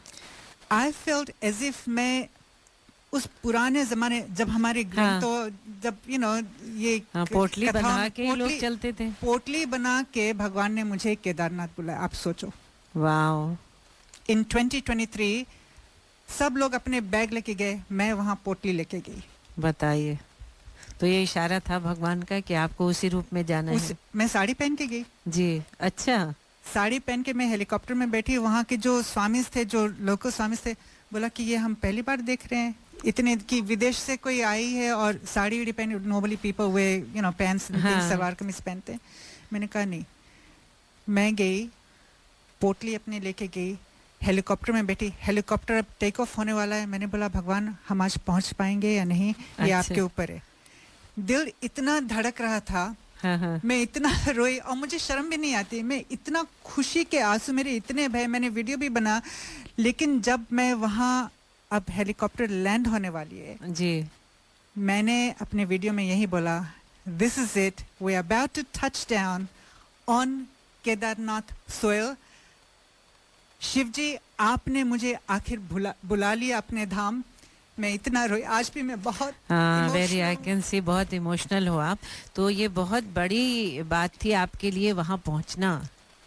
तो जब हम पहुँचे ऋचा जी, वहाँ फिर जो चमत्कार हुए मेरे साथ, आप विश्वास नहीं मानोगे, वहाँ लाइन मतलब 3-4 किलोमीटर लाइन था जी। तो हम किसी एक वहाँ ललित महाराज करके एक साधु रहते हैं, हम उनके आश्रम गए और मैं इतना बीमार हो गई वहाँ। अच्छा। अचानक से मैं इतना बीमार, may be it was the altitude, I am not sure, लेकिन मैं इतना बीमार हो गई। फिर मैं 5 घंटे सोई और मैं साधु जी के कमरे में ही सो गई। तो और सब लोग थे, तो साधु जी ने बोला नहीं, इनको आराम करने दो। फिर हम मतलब ऑलरेडी परिक्रमा कर लिया था मैंने, लेकिन अंदर अभी नहीं गए थे मैं। फिर जब मैं सो के उठी, I was feeling much better. I think I was really overwhelmed. इतना मैं इमोशनल हो गई थी कि मेरा सारा एनर्जी जैसे ड्रेन हो गया था। फिर भगवान ने मुझे ऐसा चंगा किया, मैं एकदम चंगी फील करने लगी। और फिर हम गए उस दिन रात में, हम लोग वहाँ 4 दिन रुके थे। तो रात को हमने एक पूजा ऑर्गेनाइज किया, क्योंकि वहाँ दिन में आप कुछ नहीं कर सकते, इतनी ज़्यादा भीड़ होती है। और जब हम पूजा करने के लिए गए तो हमको साइड एंट्रेंस से लेके गए उन लोगों ने, क्योंकि मैं श्री विद्याधाम के वो महाराज जी, वो साधु है, और भी 2-3 साधु थे हमारे साथ। तो we were just taken in as members from Shri Vidyadham. जब मैं वहाँ गई, मैं तो साड़ी में थी जी। जो लोग आ रहे थे मुझे प्रणाम करके जाने लगे। अरे, मैं थोड़ा घबरा गई कि ये लोग क्या करें। मैंने कहा आप मुझे मेरे चरण छूने लगे। मैंने कहा ये आप क्या करें, आप मेरे चरण मत छूइए ना। तो बोला नहीं, आप में हमको देवी दिखती है। वाओ। तो मैं घबरा गई। I didn't know whether to feel happy about it or sad. Like मुझे समझ में नहीं आ रही थी कि ये क्या हो रहा है, कि अनजान लोग आके मेरे चरण छू के जा रहे हैं। तो फिर मैं वहां से हट गई, क्योंकि मैंने बोला ये सही नहीं है ना, बिकॉज मैं साध्वी तो हूँ नहीं। और झूठ के मैं ऐसे पाप नहीं कमा सकती, just to pretend that I am something which I am not. लेकिन जब हम बैठे वहाँ, ये जो रुद्राक्ष में पहने हुए ना, हाँ, मैं पूछने वाली थी कि ये रुद्राक्ष मैंने केदारनाथ से खरीदा और इसको मैंने खुद अपने हाथों से इनकी प्राण प्रतिष्ठा मैंने की। This rudraksha has been touched on Kedarnath Shivling पे। और इतना, ये कोई मुझे सोने का हार दे देना तो मैं उसको मना कर दूंगी। तो आप हमेशा पहने रहते हो उसको? हमेशा नहीं पहनती हूँ, लेकिन जब मैं कहीं स्पेशल जाती हूँ तो इसका अच्छा। एनर्जी मैं साथ लेके जाती हूँ। अच्छा। क्योंकि मैं जॉब भी करती हूँ तो वहाँ मैं नहीं पहन के हाँ, जाती, हाँ। लेकिन हाँ ये मेरे साथ रहती है घर पे भी, अच्छा। Like it's in my bedroom next to me. और I am feeling so blessed today कि ये जो मेरे हाथ है ना, this was able to touch हाँ, केदारनाथ बहुत ज्योतिर्लिंग। बड़ी बात है। और इतनी कठिनाइयों का सामना करके, इतना झेल के, जिस तरह से भगवान ने मुझे निचोड़ के, तोड़ के मुझे वहाँ बुलाया, I have come back an awaken person, I feel. बहुत बड़ी बात है और सुन के बहुत अच्छा लगा कि आपकी यात्रा जो है वो कितनी स्पिरिचुअल रही इतनी मुश्किलों के बाद। तो चलिए, बहुत अच्छी बात, बहुत हैवी हो रहा है ये टॉपिक। तो चलिए थोड़ा सा एक ब्रेक लेते हैं और फिर आगे बात करेंगे।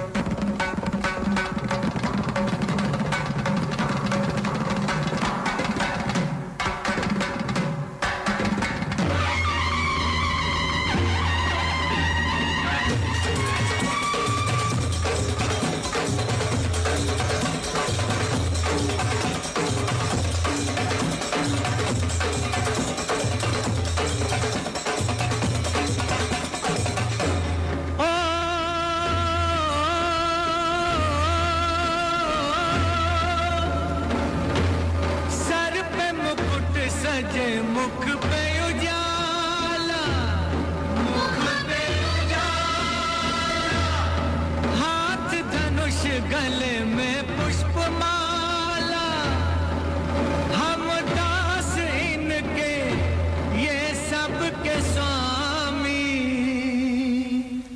अनजान हम ये अंतर्यामी, शीस झुकाओ राम गुण गाओ, बोलो जय विष्णु के अवतारी, राम जी की निकली सवारी, राम जी की लीला है न्यारी, राम जी की निकली सवारी, राम जी की लीला है न्यारी। एक तरफ लक्ष्मण एक तरफ सीता, बीच में जगत के पालनहारी, राम जी की निकली सवारी, राम जी की लीला है न्यारी न्यारी, राम जी की निकली सवारी, राम जी की लीला है न्यारी।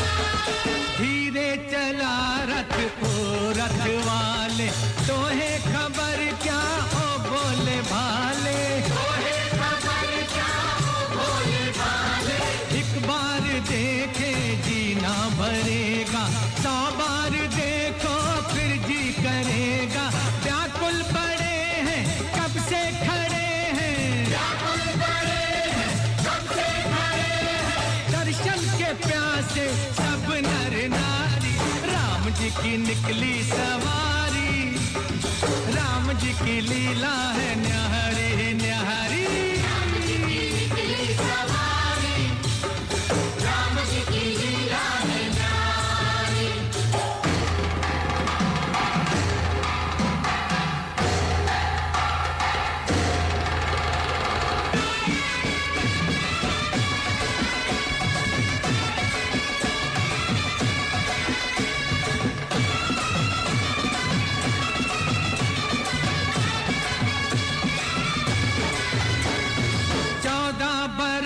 का वनवास पाया, माता पिता का वचन निभाया, माता पिता का वचन निभाया, धोखे से हर ली रावण ने सीता, रावण को मारा लंका को जीता, रावण को मारा लंका को जीता, कब कब ये आए तब तब ये आए, कब कब ये आए तब तब ये आए, जब जब ये दुनिया इन को पुकारी, राम जी की निकली सवारी,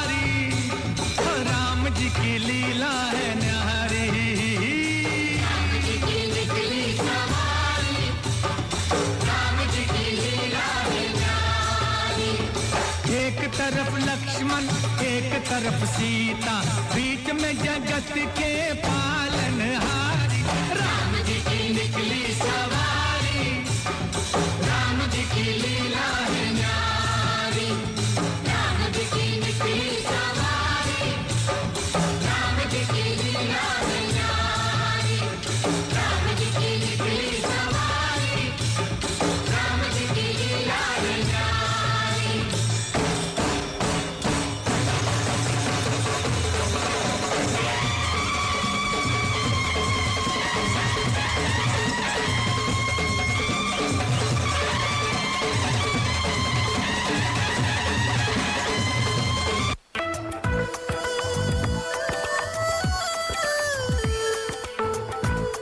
You can listen to community announcements and sponsorships on our website, dapanradio.org.au.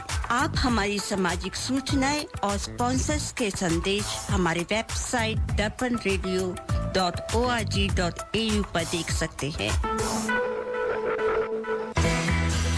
भाई साहब, ये करी मास्टर्स और अन्य मसालों में क्या अंतर है? बहन जी, करी मास्टर्स कंप्लीट करी मिक्स है। इसमें अनियन, गार्लिक, जिंजर, टमाटर, नमक, मिर्च, हल्दी, धनिया वे सभी मसाले मिले हुए आते हैं। ये बनाने में बहुत ही आसान और खाने में लाजवाब है। It's so easy. इनकी वेबसाइट का एड्रेस है www.currymasters.com.au। ये था हमारे स्पॉन्सर करी मास्टर्स का संदेश। श्रोताओं, बातचीत कर रहे हैं शोभना शर्मा जी से और आपको बता दें इतना आनंद आ रहा है इनकी बातें सुनकर। जो अब समझ में आ रहा है कि क्यों ये आनंद शक्ति सेंटर इन्होंने खोला है, कि शायद इनके जो फॉलोअर्स हैं उनको भी इतना ही आनंद आता होगा। सच में इनकी यात्रा का वर्णन सुन के जो जो एक्सपीरियंस हुए या जो इनके विचार हैं अपने आप को समझने के लिए, वो मुझे बहुत अच्छे लगे। लेकिन समय तो हमेशा भागता रहता है, तो सवाल अपने पूरे कर लिया जाए, उसके बाद देखते हैं कितना समय शेष रहता है। तो अगला सवाल शोभना जी आपसे मैं ये पूछना चाहूँगी दिवाली के बारे में। दिवाली आ रही है, आपने बहुत अच्छा विचार दिया कि अंदर की सफाई करनी चाहिए घर की सफाई के साथ साथ, तो सोचना चाहिए हमें इस बारे में। लेकिन मेरा सवाल ये है कि आजकल दिवाली, दशहरा, नवरात्रि इतना कमर्शलाइज हो गया है, इतनी ज़्यादा धूमधाम, जहाँ भी आप देखिए इतना दिखावा। आप दीपक लेने जाएं तो आपको हज़ारों दीपक मिल जाएंगे, उसमें से चूज़ करना।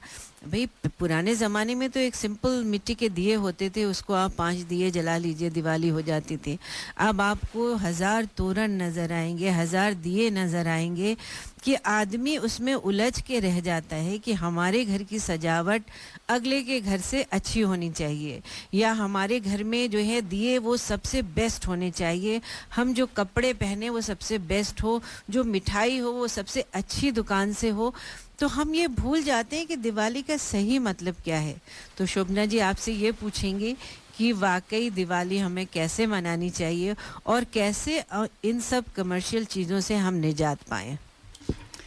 थैंक यू रिचर्ड जी। सबसे पहले तो मैं आपको एक एग्जाम्पल देना चाहती हूँ कि जी। खाना बनाने से पहले आपको इंग्रेडिएंट्स चाहिए जी, तब जाके आप वो खाना बनाते हो जी, फिर जाके आप वो खाना खाते हो जी। तो फिर दिवाली का भी यही फंडा होती है कि हम सपोजिटली अपने घर को साफ करते हैं, उसको चमकाते हैं, दिए खरीद के लाते हैं, नए नए कपड़े खरीदते हैं, फिर जाके हम दिवाली मनाते हैं, फिर जाके हमारी दिवाली पूरी होती है जी।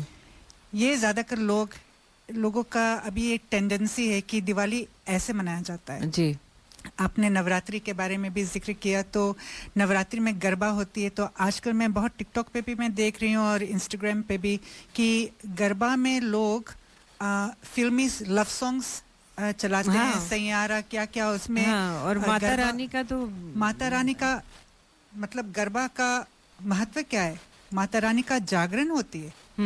आप माता रानी का जो भेंटे हैं, जो गीत है, जो भजन से, उसको आप प्ले करिए, उस पे आप भगवान का जो नृत्य होती है वो ये कमर्शियल गरबा से कई बहुत दूर है. It's totally different. तो हमको ये समझना है कि आखिर ये जितने भी हमारे हिंदू फेस्टिवल्स आते हैं, चाहे वो होली हो या नवरात्रि हो या दिवाली हो, इसका असली महत्व क्या है? What is the true essence of Diwali? जी. सबसे पहले तो हमको ये पूछनी चाहिए, ये हमारी इंग्रेडिएंट है. अभी आपने कंपटीशन के बारे में बात किया कि हमारा घर का जो लाइट्स है, हमारे कपड़े सबसे अच्छी होनी चाहिए. परिवार में कंपटीशन हो रही है दिवाली में या कोई भी उत्सव में. तो कंपटीशन पे मैं सबसे पहले ये कहना चाहती हूँ कि अगर आपको कॉम्पीट किसी से करनी है तो खुद से कॉम्पीट करिए. अच्छा. Compete with yourself and bring out your personal best. वाह. क्योंकि आप अगर दूसरों के साथ कॉम्पीट करोगे ना, आपको रुसवाई मिलेगी, आपको डिसअपॉइंटमेंट मिलेगी और आप कभी खुश नहीं रह पाओगे और कभी जीत भी नहीं पाओगे. क्योंकि अगर ख्याल है, मैंने क्या कहा कि अगर सामने वाला या वाली का जो पिछले जन्म के कर्म अच्छे हैं तो वो चाहे इस जन्म में कितने भी बुरे, वो उसका लाइफ अच्छा ही रहेगा. तो आप कॉम्पीट कर करके थक जाओगे, लेकिन आप कभी उनसे जीत नहीं पाओगे. तो अगर कॉम्पीट करनी है तो खुद से कॉम्पीट करिए, अपने सेल्फ इम्प्रूवमेंट के ऊपर आप काम करिए. अच्छा. सबसे बड़ी चीज ये है. कमिंग बैक टू दिवाली जी, अगर आपको दिवाली में सब कुछ अच्छी रखनी है, साफ सफाई करनी है, अपने अंदर की गंदगी को साफ करिए पहले. अपने अंदर की जो डार्कनेस है उसको आप लाइट में कैसे बदल सकते हो जी. और डार्कनेस यहाँ क्या होती है? Ignorance, ego and evilness. अच्छा. विंडिक्टिवनेस जो होती है कि आप फ्रेंड सर्कल में भी बैठे हो और ऊपर से मीठा मीठा बात कर और अंदर कपट भरा है, आपके अंदर कपट भरा है उस इंसान के प्रति जी, कि अरे ये हमसे कैसे इतना आगे निकल गए, कैसे इतने कामयाब हो गए. Then what do you do? एक हेट क्लब आप शुरू कर देते हो. अच्छा. कि इस इंसान को कैसे हम गिराए. ये भी बहुत चलती है आजकल जी. तो दिवाली में अगर आपको कुछ करनी है तो अपने अंदर की साफ सफाई करिए, अपने अंदर में वो चमक लाइए. जब आप के अंदर से वो रोशनी चमकेगी तभी जाके आप दूसरों के लाइफ में भी वो रोशनी का जो किरण होती है ना जी, उन तक आप पहुंचा सकते हो. जी, बहुत अच्छी बात. So that's the true essence of Diwali.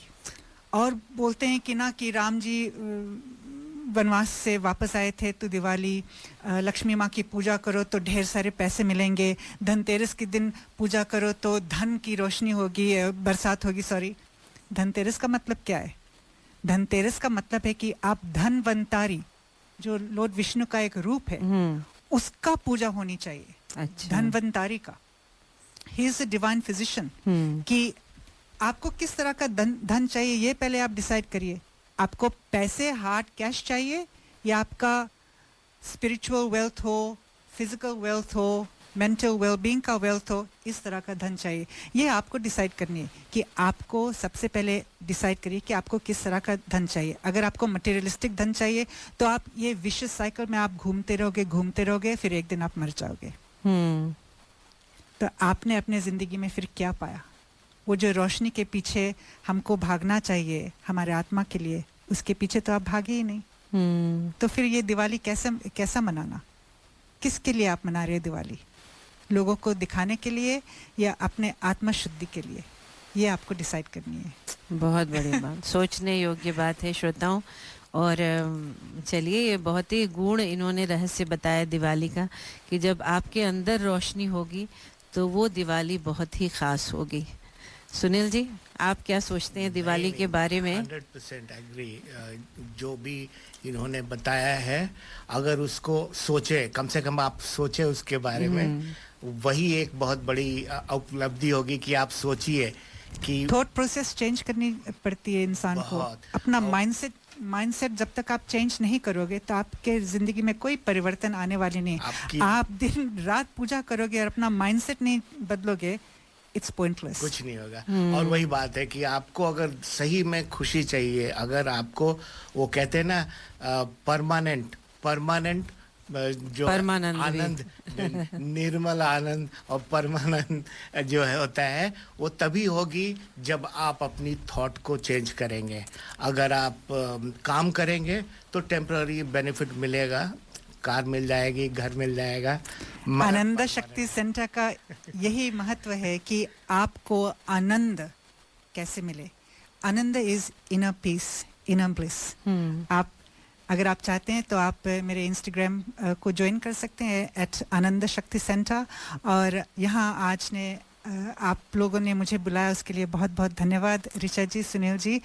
ये मेरी पहली इंटरव्यू है लाइव की। मैंने सोचा कि जाऊं या ना जाऊं, फिर मैंने बोला चलो भगवान का आदेश है तो फिर मुझे आना पड़ा। बहुत अच्छा लगा। एंड आई एम प्रेइंग कि जितने भी आपके व्यूअर्स हैं, जितने भी लोग हमको सुन रहे थे, चलो कुछ ना कुछ तो एक ही अच्छा पॉइंट उन्होंने इस डिस्कशन से लिया होगा। नहीं, आई एम श्योर ज़रूर लिया होगा। अभी हम अपनी इस वार्ता को समाप्त नहीं करते, एक गीत सुनते हैं और एक और विषय पे हम चर्चा करने चाहेंगे। श्री जी हमसे बात करेंगी और फिर हम शोभना जी से जो है इनका आखिरी संदेश लेंगे और धन्यवाद ज्ञापन करेंगे।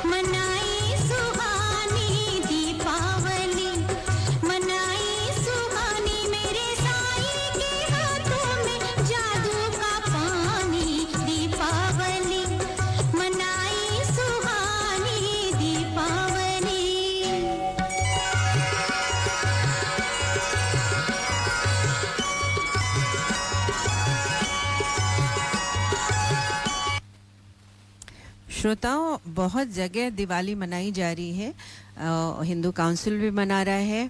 आपको बता दें कि कुटुंब भी दिवाली सेलिब्रेशन कर रहे हैं और ये सेलिब्रेशन है 26 अक्टूबर संडे को 4:30 to 9 PM।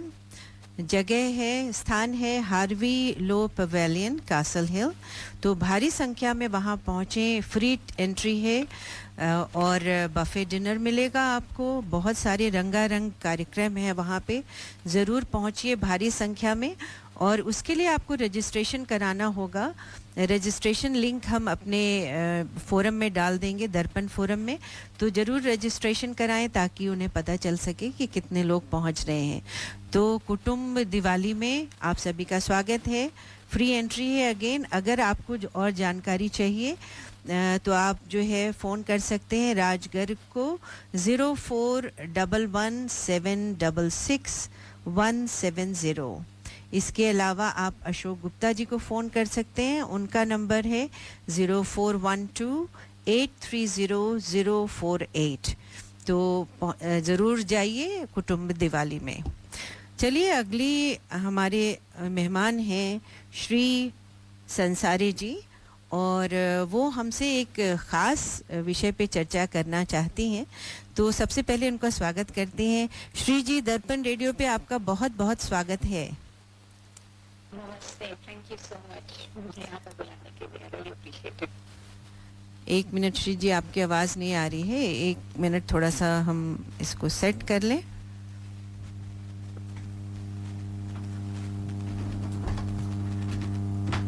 आप सुन सकती हैं हमें?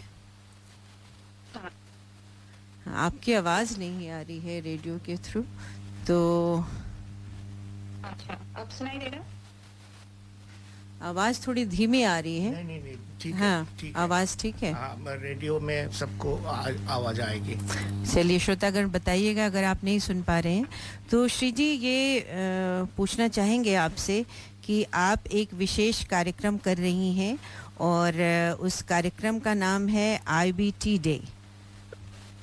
तो उस बारे में बताइए कि IBT है क्या चीज़? अच्छा, तो मैं एक्चुअली इस विषय पे बात करना चाहती हूँ जो कुछ ऐसा है जो सुनील जी, हमें सुनाई नहीं दे रहा है। आपको अब सुनाई दे रहा है? एक मिनट, मैं ये ट्राई करती हूँ। श्रोतागण, आप बताइए कि आपको सुनाई दे रहा है कि नहीं, कि मुझे तो थोड़ी दिक्कत हो रही है, सुनने में बहुत धीमी आवाज़ आ रही है। अच्छा, ये बेहतर है? आपको भी सुनाई दे रहा है? नहीं, आप सही बोल रहे हो, ये शायद कनेक्शन की दिक्कत हो रही है। तो मैं बस वेट कर रही हूँ कि हमारे श्रोतागण हमें बताएं कि आवाज़ आ रही है या नहीं, उसके बाद से हम बातचीत शुरू करेंगे। नो प्रॉब्लम, मैं रुकती हूँ।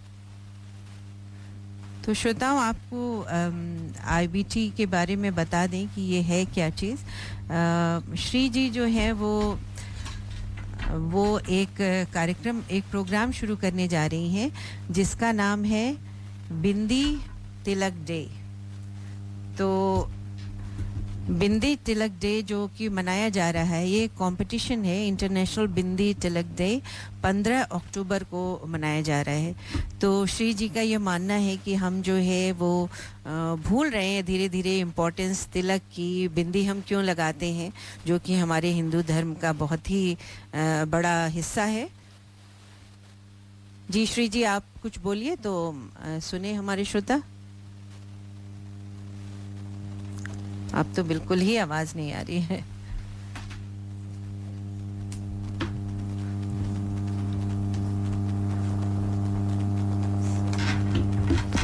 चलिए हम इसको ऐसे ट्राई करते हैं। हाँ श्री जी बोलिए। हाँ, अब सुनाई दे रहा है? हाँ चलिए, सुनाई दे रहा, बेटर है। तो आप हाँ ये बताइए कि आपने ये कंपटीशन की शुरुआत क्यों की और आपको क्यों ऐसा लगा कि इसकी जरूरत है?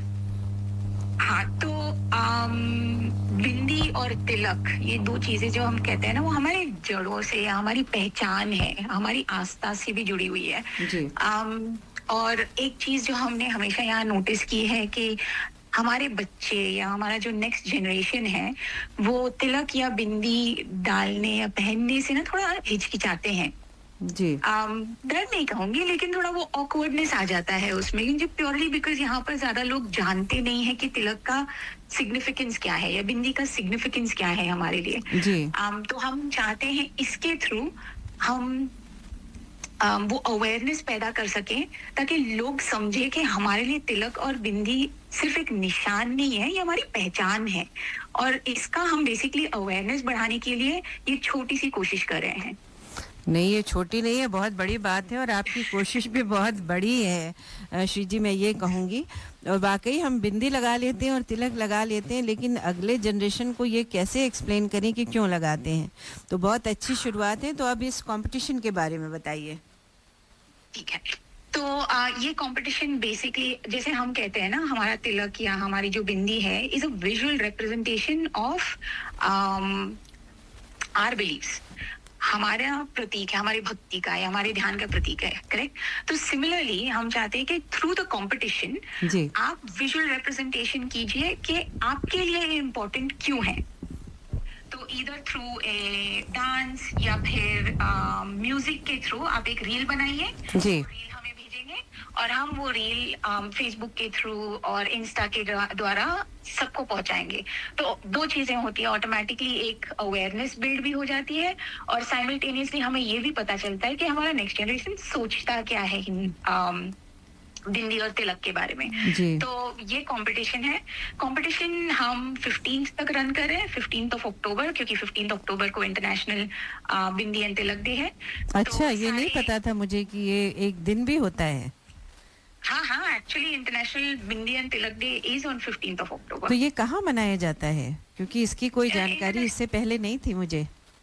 अच्छा, नहीं वो ऑनेस्टली बोले तो कब से शुरू हुआ पता नहीं, पर हम उसके इसीलिए हम वो अवेयरनेस बिल्ड करना, जैसे आपने कहा आपको पता नहीं है जी। मुझे भी 2 साल पहले मालूम नहीं था, लास्ट अच्छा। ईयर से हमें भी पता चला है। तो क्या पूरे इंटरनेशनल लेवल पे मनाया जाता है इसको? हाँ, जैसे इंटरनेशनल योगा डे है ना, जी जी, वैसे ही international bindi and tilak day है। तो हम चाहेंगे कि हमारे जितने श्रोतागण हमें सुन रहे हैं वो कम से कम इस दिन तो जरूर बिंदी और तिलक लगाएं।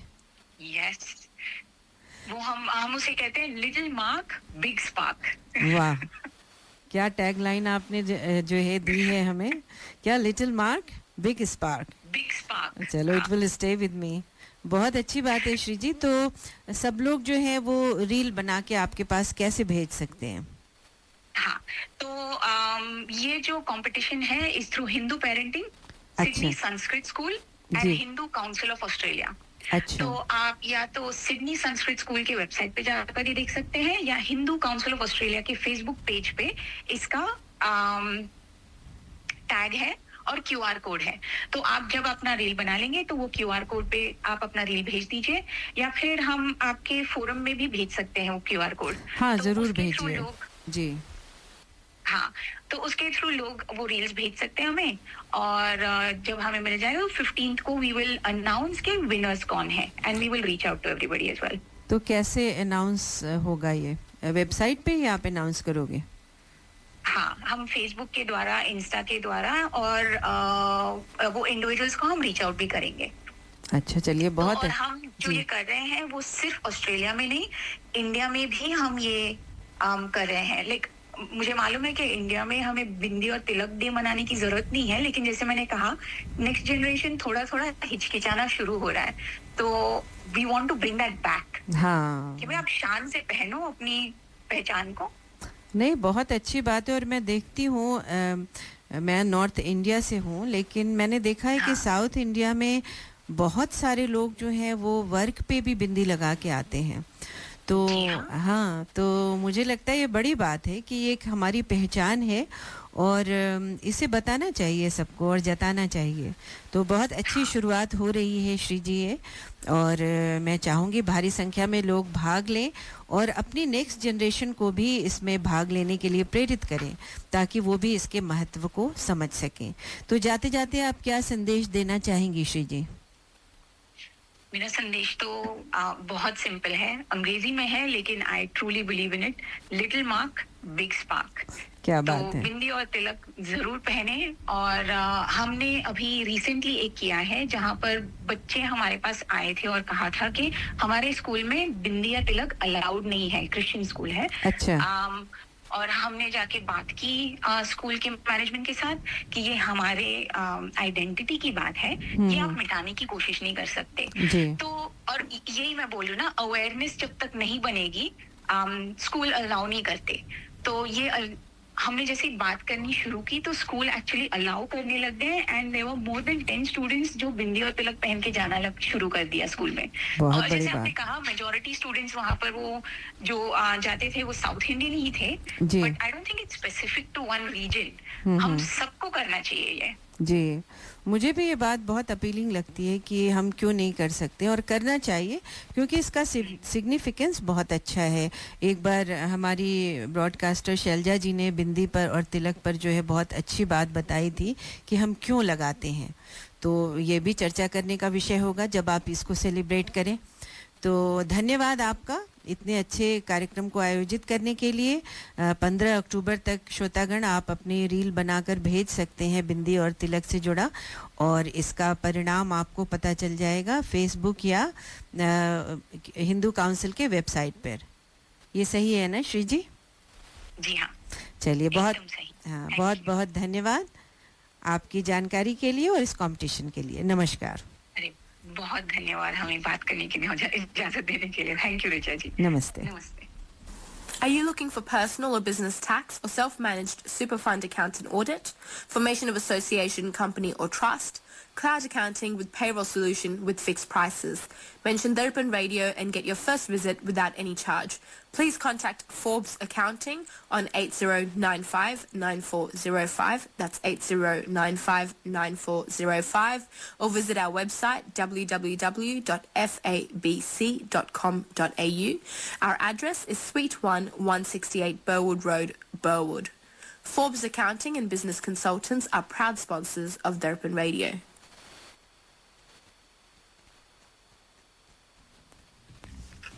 श्रोताओं, ये तो बहुत ही अच्छी बात हुई कि क्यों शोभना जी की बिंदी जो हम क्यों लगाते हैं, और इसके लिए एक दिन भी है। मुझे तो नहीं पता था, आपको पता था इसके बारे में? नहीं, मुझे तो नहीं पता था।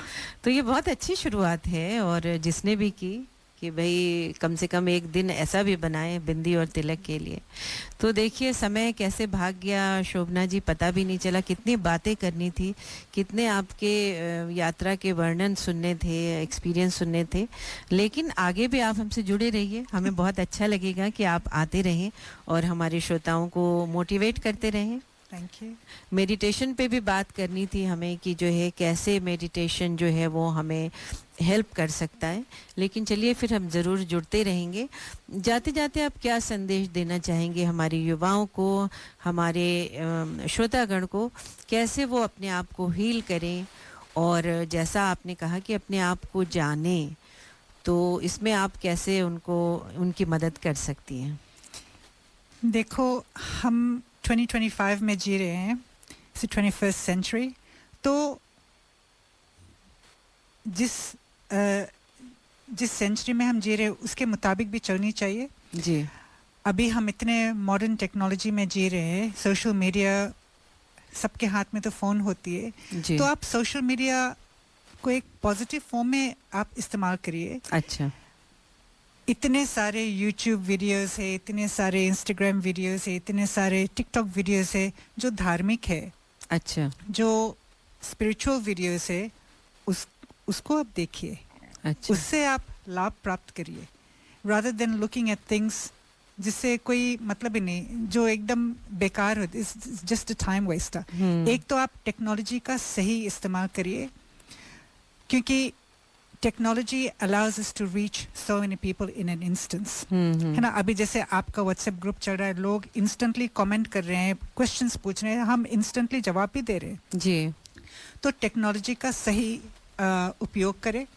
दूसरी चीज़ कि आप अपने सोच को सही रखें, अपने व्यवहार को सही रखें और अपने विचारों को सही रखें, अपने शब्दों को सही रखें।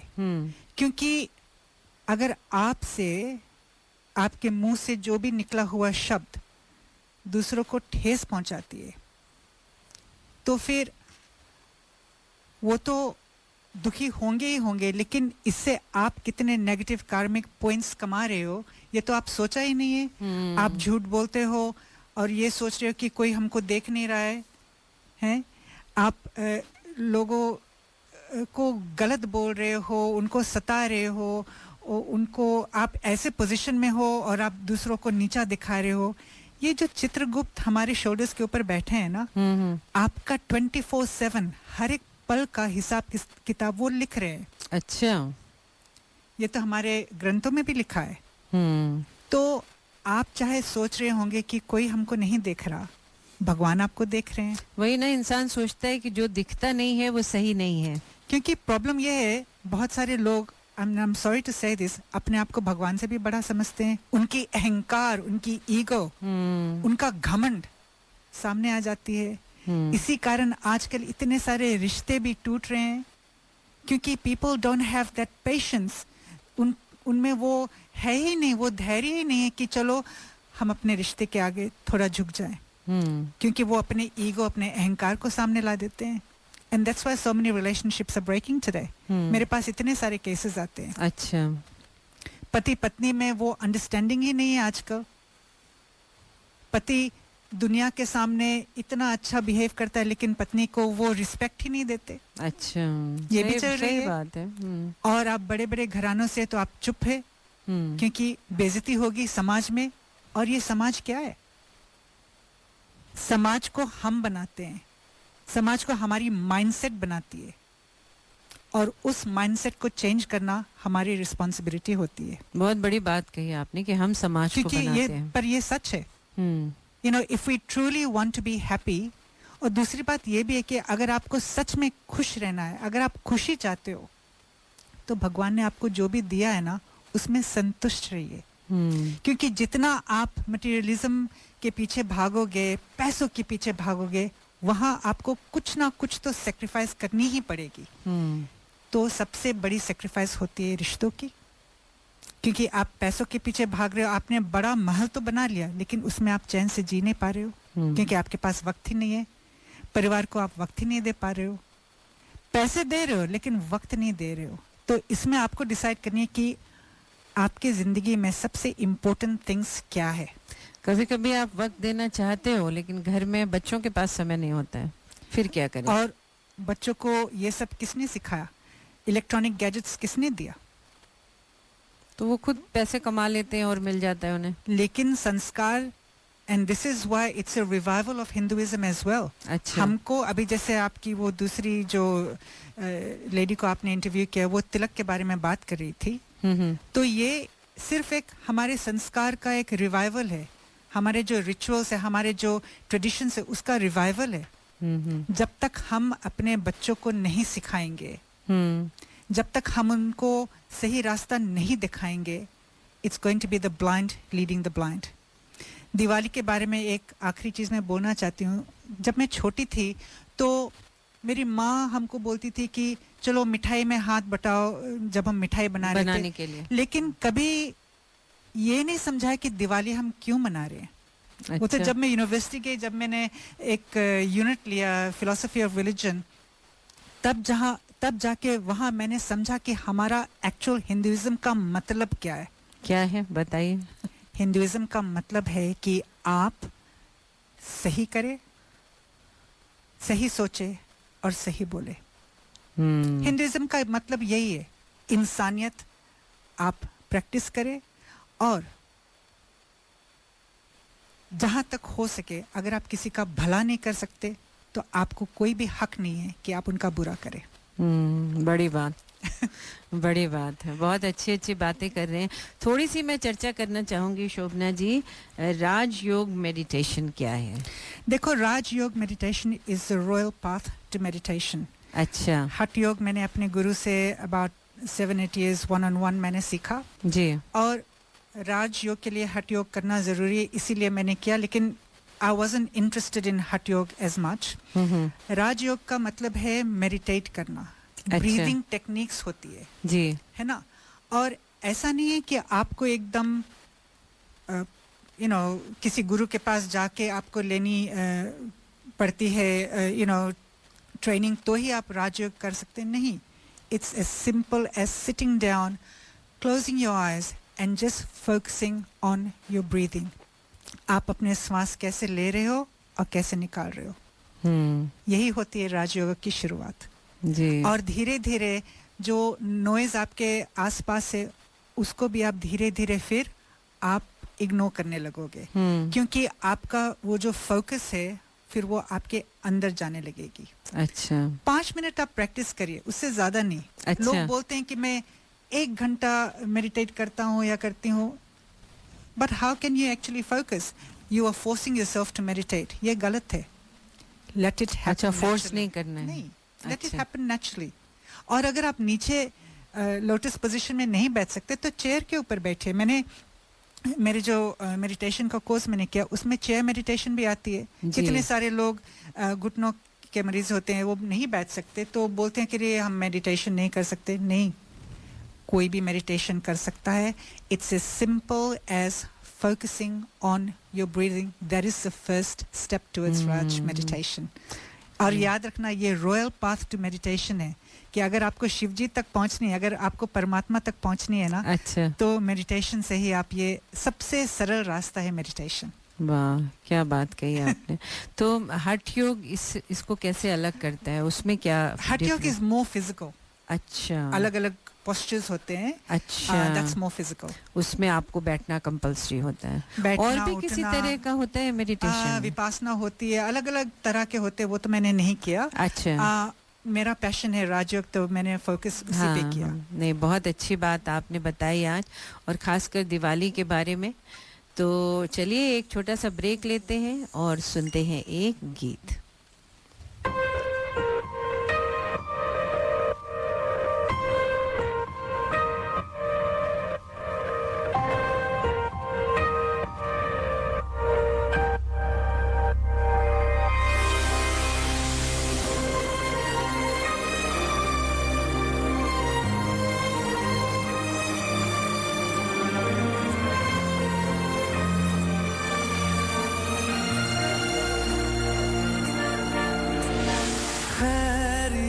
पूछो कभी तो कैफियत पूछो, तुम्हारे बिन दीवाने का क्या हाल है। दिल मेरा देखो ना, मेरी हैसियत पूछो, तेरे बिन एक दिन जैसे 100 साल है। अंजाम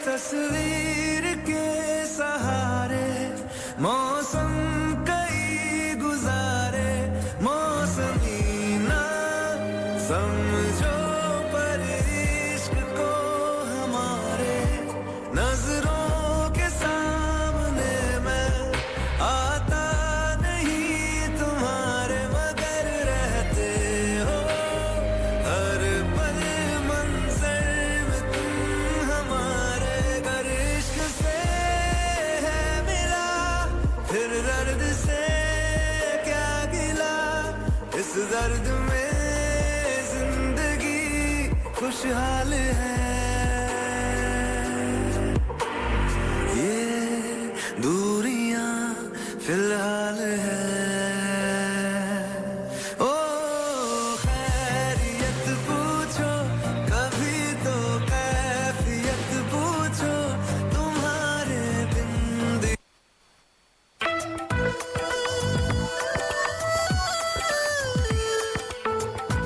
Contact The Hindi Show for sponsorship and phone 0413 385 976. दर्पण हिंदी कार्यक्रम में स्पॉन्सरशिप के लिए संपर्क करें। Phone number 0413385976। करी मास्टर ने कंप्लीट करी मिक्स बनाया, फिर उसको घर घर में देखो पहुंचाया। घंटों की कुकिंग को मिनटों में कर दिखाया। वाह वाह वाह बढ़िया खाना बन के आया। करी मास्टर ने जादू चलाया। करी मास्टर ने कंप्लीट करी मिक्स बनाया। Curry Masters Complete Curry Mix available at all leading spice shops. ये था हमारे स्पॉन्सर करी मास्टर्स का संदेश। श्रोताओं, मैं बताना चाहूँगी कि आज मैं इतनी अभिभूत हो गई हूँ आपके विचार पढ़ के, आपकी टिप्पणियाँ देख के।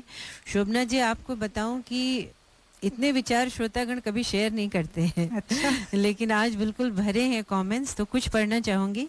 चेतन शाह जी लिखते हैं कि we often hear the phrase I will focus on spirituality when I am older. तो ये बात भी सही है कि बहुत सोचते ही हम रह जाते हैं। यतिन जी का एक प्रश्न है कि क्या सनातन जो है बस वही है, जो भी ऑल्टरेशन करते हैं वो धर्म से दूर हैं, क्या ये सच है? देखो, सनातन धर्म जो है ना, वो एक लाइफस्टाइल है, और उस लाइफस्टाइल को हम किस तरह से मोल्ड करते हैं जी, वो हमारे ऊपर डिपेंड करती है जी।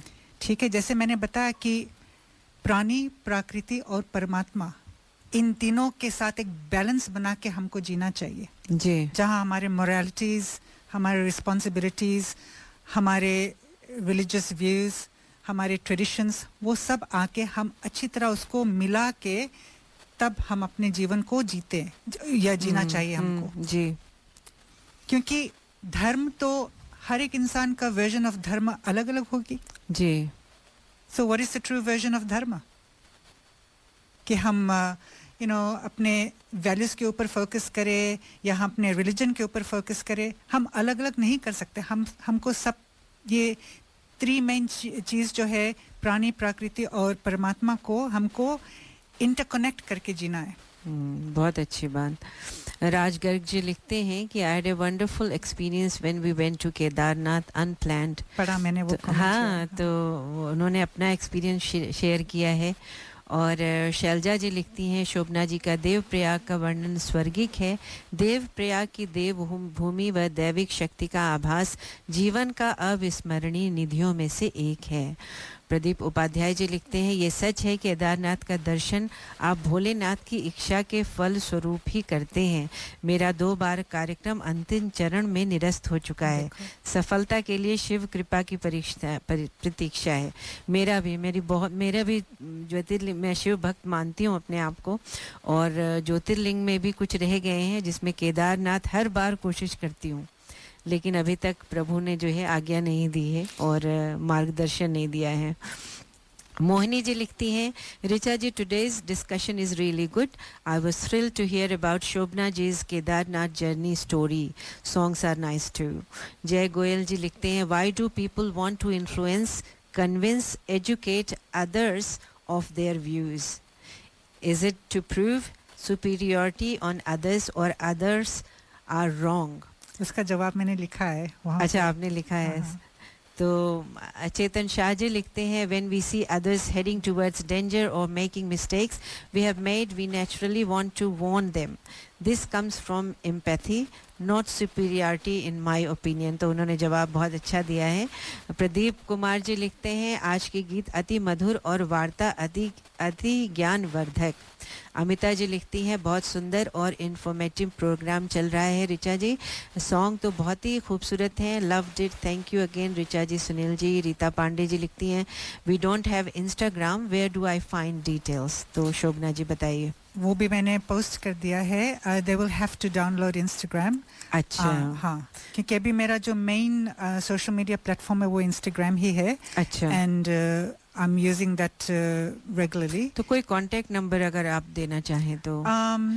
इट्स 0412602749।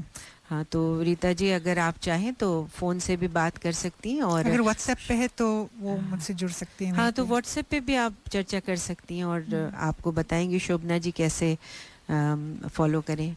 मैं आप लोगों से एक इंसिडेंट शेयर करना चाहती हूँ, and I am sure people will be very inspired by this.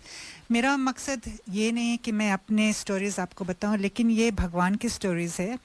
तो जब हम केदारनाथ और बद्रीनाथ गए जी, तो वहाँ से जब बद्रीनाथ से हम लौट रहे थे तो ड्राइवर ने मुझसे कहा कि मैडम जी अब कहाँ जाना है? तो मैंने कहा यार मुझे तो नहीं पता हमको अब कहाँ जाना है। We had a few days. सच में शिव जी गवाए, हमको नहीं पता था कि अब हमको कहाँ जाना है, तो फिर मैंने बोला कि चलो वैली ऑफ फ्लावर्स चलते हैं। अच्छा। तो उन्होंने बोला कि वहाँ 6 घंटे इंतज़ार, ऐसा ऐसा कुछ बताया, यही कहा कि it's going to be a bit difficult. तो मैंने बोला तो फिर कहाँ चलते हैं? फिर मैंने बोला चल मसूरी चलते हैं। अच्छा। वहाँ जाके रिलैक्स करेंगे किसी होटल में। तो अभी हमको नहीं पता है कि एक्चुअली भगवान का प्लान, मास्टर प्लान क्या था। तो अब हम गाड़ी में गाना गाने लगे। अच्छा। तो मैंने बोला वो गाना मुझे पता नहीं क्यों बार बार यही आ रही थी, पर्वत के पीछे चंबेरा गाँव, गाँव में दो प्रेमी रहते हैं। यही गाना मेरे दिमाग में चलने लगा और मैं गाने लगी।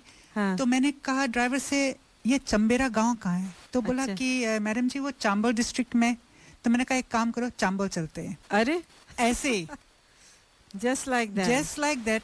मैंने कहा अकोमोडेशन वहाँ, तो ड्राइवर ने बोला वहाँ ढूंढ लेंगे। अब हम चांबल जा रहे हैं सिर्फ उस गाने के कारण। अच्छा। और ये 200% सत्य है, ठीक है। अब हम जा रहे हैं चांबल। अब हम चांबल पहुंच के तो इतनी सुंदर, ओह माय गॉड, जैसे स्वर्ग था। अच्छा। वो एरिया इतनी सुंदर। हम गाड़ी पार्क किए और वहाँ का नज़ारा का आनंद उठाया। फिर मैंने ड्राइवर से बोला यहाँ कोई मंदिर वंदिर है या नहीं? तो बोला कि एक मंदिर है मैडम जी, लेकिन वो पहाड़ से भी और ऊंचा है। अच्छा। तो मैंने कहा उस मंदिर का नाम क्या है? तो बोला सुरखंडा देवी। अच्छा। तो मैंने कहा चलो चलते हैं।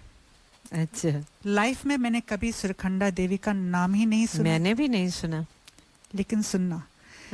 तो चलो हम वहाँ पहुँच गए। जब हम वहाँ पहुँच गए तो लंबी लाइन थी, क्योंकि इतनी भीड़। और so basically this temple is above the clouds. Cable car में जाना पड़ता है। तो मैंने, जो हम 3-4 लोग थे, मैंने कहा शायद हमको ऊपर जाने के लिए टिकट मिलेगी केबल के लिए, लेकिन नीचे हमको पैदल आनी पड़ेगी, मुझे ऐसा लग रहा है। हाँ। तो चलो हमको, after waiting for a bit, we got the tickets to go to the temple. बादलों के ऊपर, लिटरली अबव द क्लाउड्स। अच्छा। सुरखंडा देवी। वाह। ठीक है। वहाँ हम पूजा पाठ किए और ये जो लोग मेरे साथ थे, ये दर्शन करके निकल गए। वहाँ जाके खूब फोन लेके अपना फोटो खींचने लगे। मैं वहीं खड़ी हो गई। अच्छा। I'm a very when I go to temples I get very emotional। तो मैं वहाँ खड़ी होके मेरे आँख में से आंसू निकलने लगे। तो पंडित जी ने मुझे देखा कि मैं वहाँ काफी देर से खड़ी थी, तो मुझे अपने पास बुलाया और माता रानी के चरणों में से मुझे फूल दिया और चुनरी दी। अच्छा। तो मैंने बोला यहाँ कोई पूजा हम कर सकते हैं? तो बोला कह रहे पंडित जी तो चले गए, अब पहाड़ से वो नीचे चले गए, अपने गांव चले गए। तो बोला कि आप कल आओ तो हो सकता है। तो मैंने कहा हम तो नहीं आ पाएंगे। तो मैंने कहा कोई नहीं, भगवान आपने इतना मुझे दिया, मैं संतुष्ट हूँ। फिर मैं जब बाहर निकली, अब हमको पैदल उतर के जाना है नीचे। अच्छा। It was like a 45-minute walk down the mountain. Downhill, yeah. Yeah. तो हम जब ऐसे उतर रहे थे तो वहाँ ऐसे how वहाँ लोग मतलब ऐसे ढाबा रखते हैं, चीज बेचते हैं ना। तो वहाँ जो souvenirs थे, एक souvenir में लिखा था कि अगर आप केदारनाथ और बद्रीनाथ का यात्रा आपने किया है, तो जब तक आप सुरखंडा देवी का यात्रा नहीं करते, आपका यात्रा अधूरा पूर्ण नहीं होता, अधूरा रह जाता है। क्या आप बात सोचो, है, क्या बात है। हाँ। बहुत ही अच्छी बात। तो ये और एक मिरेकल ही थी मेरे साथ, मैं इसको एक चमत्कार ही मानती हूँ। बहुत अच्छी बात। बहुत बहुत धन्यवाद शोभना जी। बातें तो ख़त्म नहीं होंगी, लेकिन समय ख़त्म हो गया है। मराठी प्रोग्राम का समय शुरू होने जा रहा है। तो जाते जाते शैलजा जी की बात कहना चाहूँगी। बात तो तब है जब अपने हृदय ऐसे मिले हों, घर तुम्हारा प्रकाशित हो और दीप मेरे घर जले हों। आप सभी को अग्रिम दिवाली की बहुत बहुत शुभकामनाएं। धन्यवाद। नमस्कार। नमस्कार आप सभी।